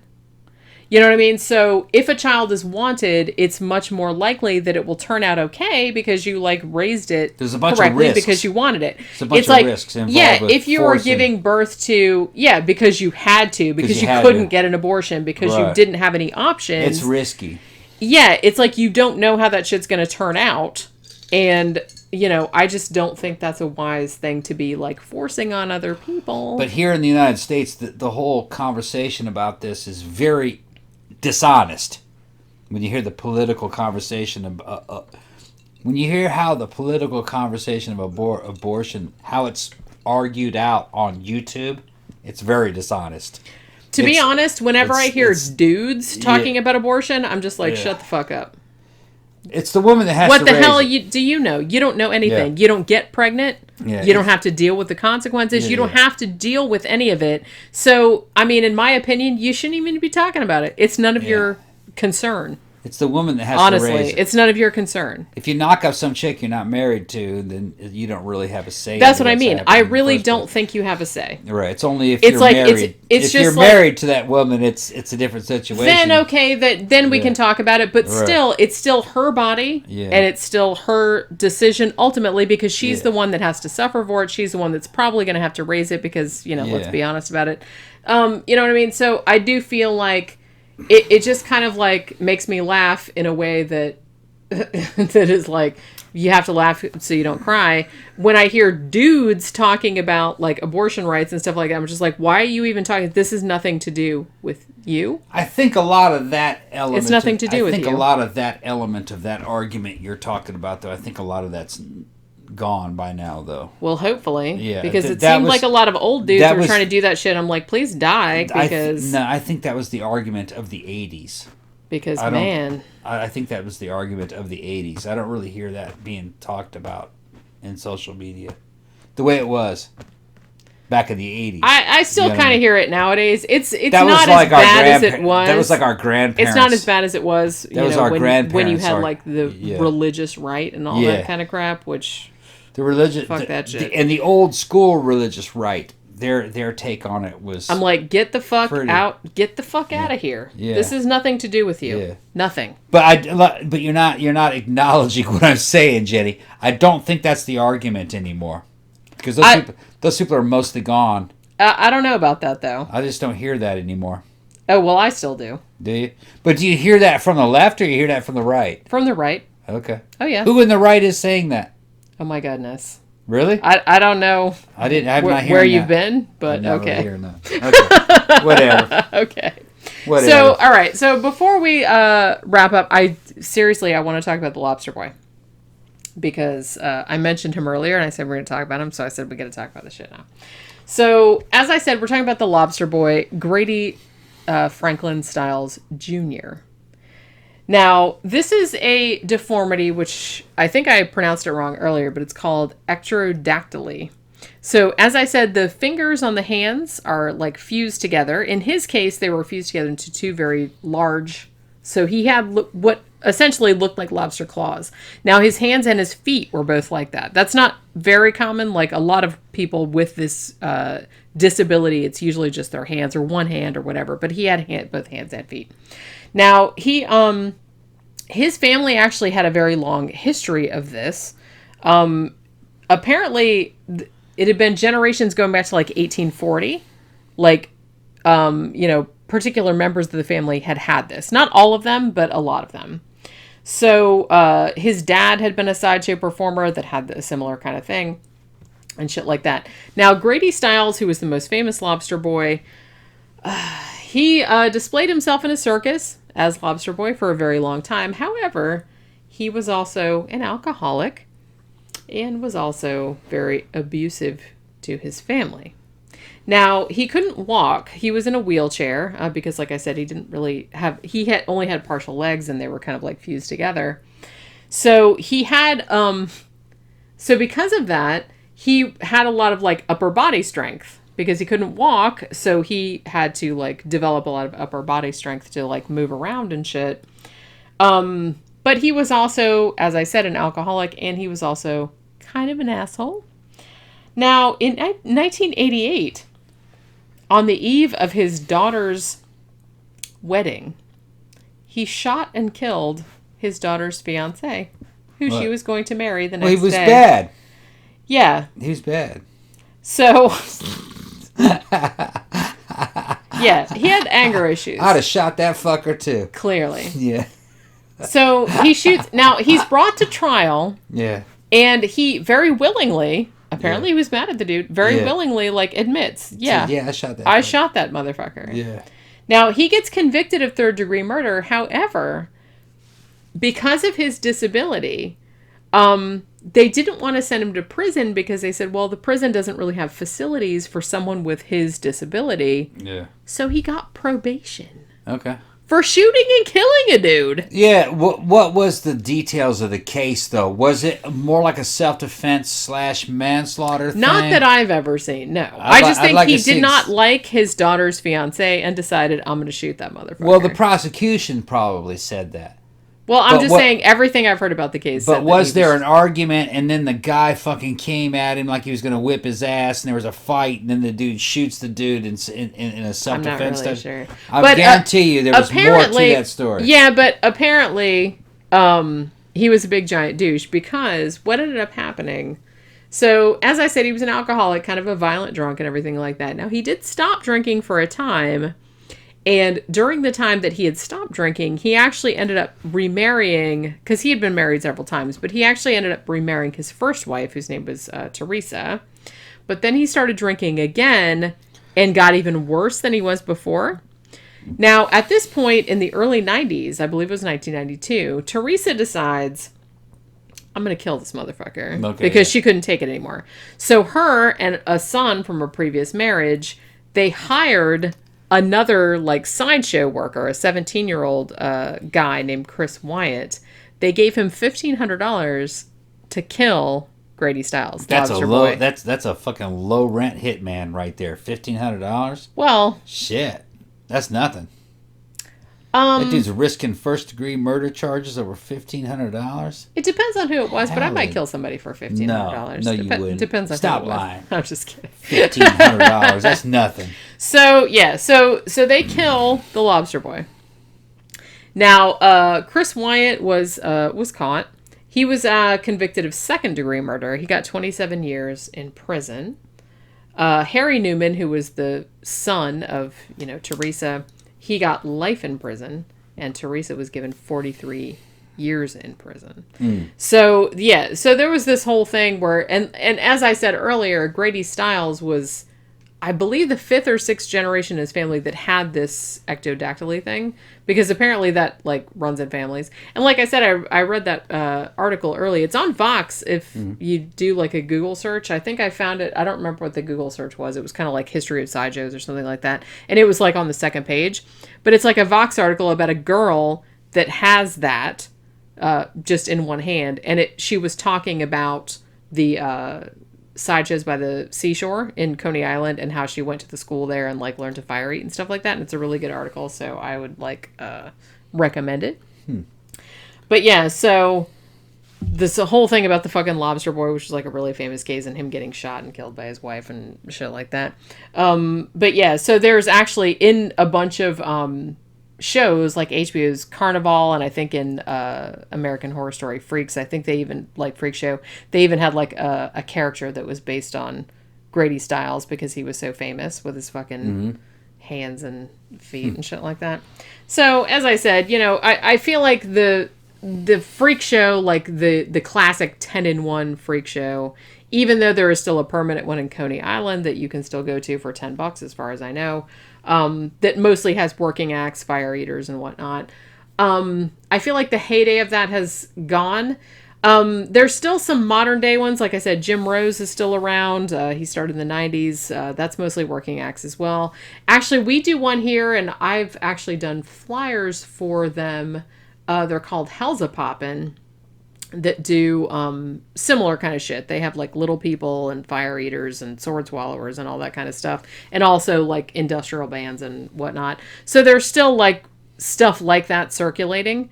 So I do feel like there is kind of an effort to, you know, maintain that history, because it's kind of nostalgia stuff. It is, yeah, it is kind of like a fringe thing at this point, but I can understand, you know, the desire to continue, like, because this is kind of like an American cultural tradition. It's kind of like trash art in a way. And I would be really sad to see that go, because I've always really liked the aesthetic. I always liked, you know, the idea of like the quote unquote carny lifestyle.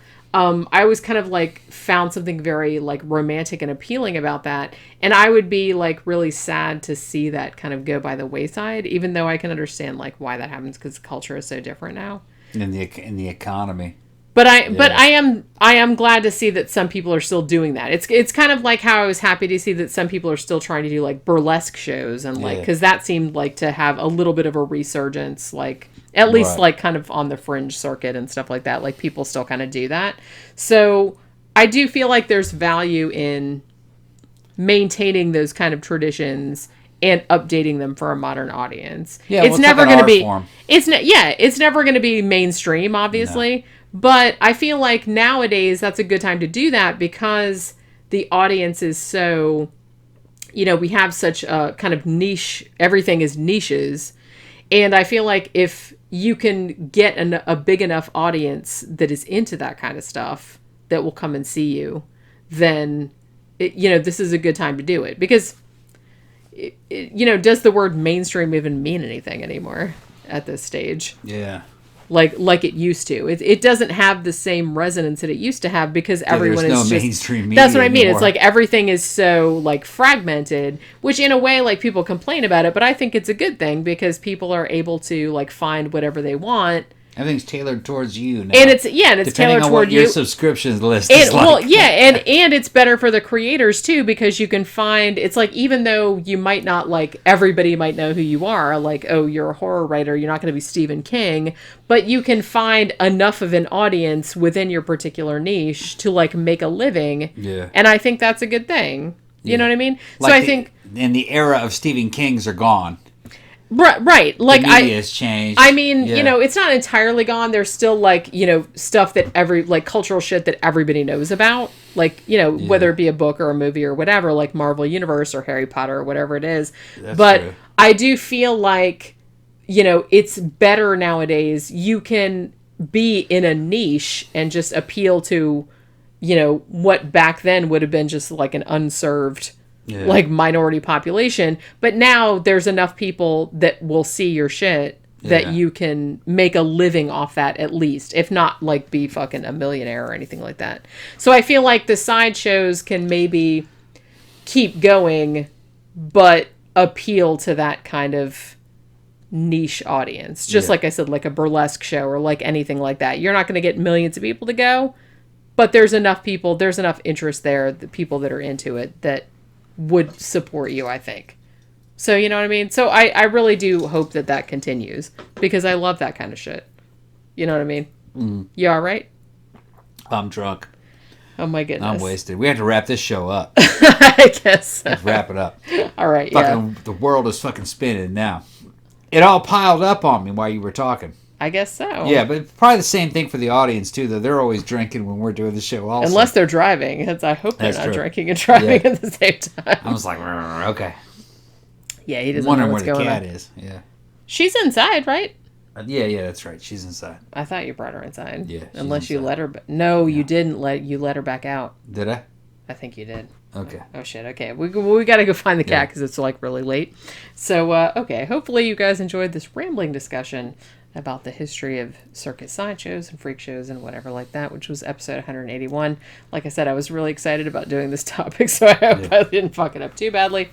Remember, if you like the show, like, share, subscribe on all your social media. It really does help a lot if you give us and help us out on Patreon. And help us out on Patreon. If you like the fucking show. does. I mean, every dollar makes a difference. Every dollar makes a difference now. If you would rather not deal with Patreon, because I know some people don't like to. Some people just send us like $50 out of the blue. Who is that send just $50 out of the blue? Jason. Yeah. I know. I said thank you. You the man, at the beginning Jason. of the show. I know, right? Yeah. That's awesome. But yeah, so if you would like to just give us a one-time donation, that would also be very much appreciated. You can go to our blog, 13o'clockpodcast.wordpress.com, and there's a button in the sidebar that goes to a PayPal account that goes right to me. So if you'd rather do that than Patreon, that is fine as well. Yeah, and buy Jenny's books. And sure, buy my books. They're super Check her out on Amazon. Jenny Ashford. Amazon. I am all over the place. Yeah. I have games that I've designed. I have books that I've written. I have all kind of stuff. If you want me to do graphic design, I can do that too. Yeah. Multi-talented. I'm a Renaissance woman. Yeah. All right. So that will do it for episode 181. We will see you next time. Bye.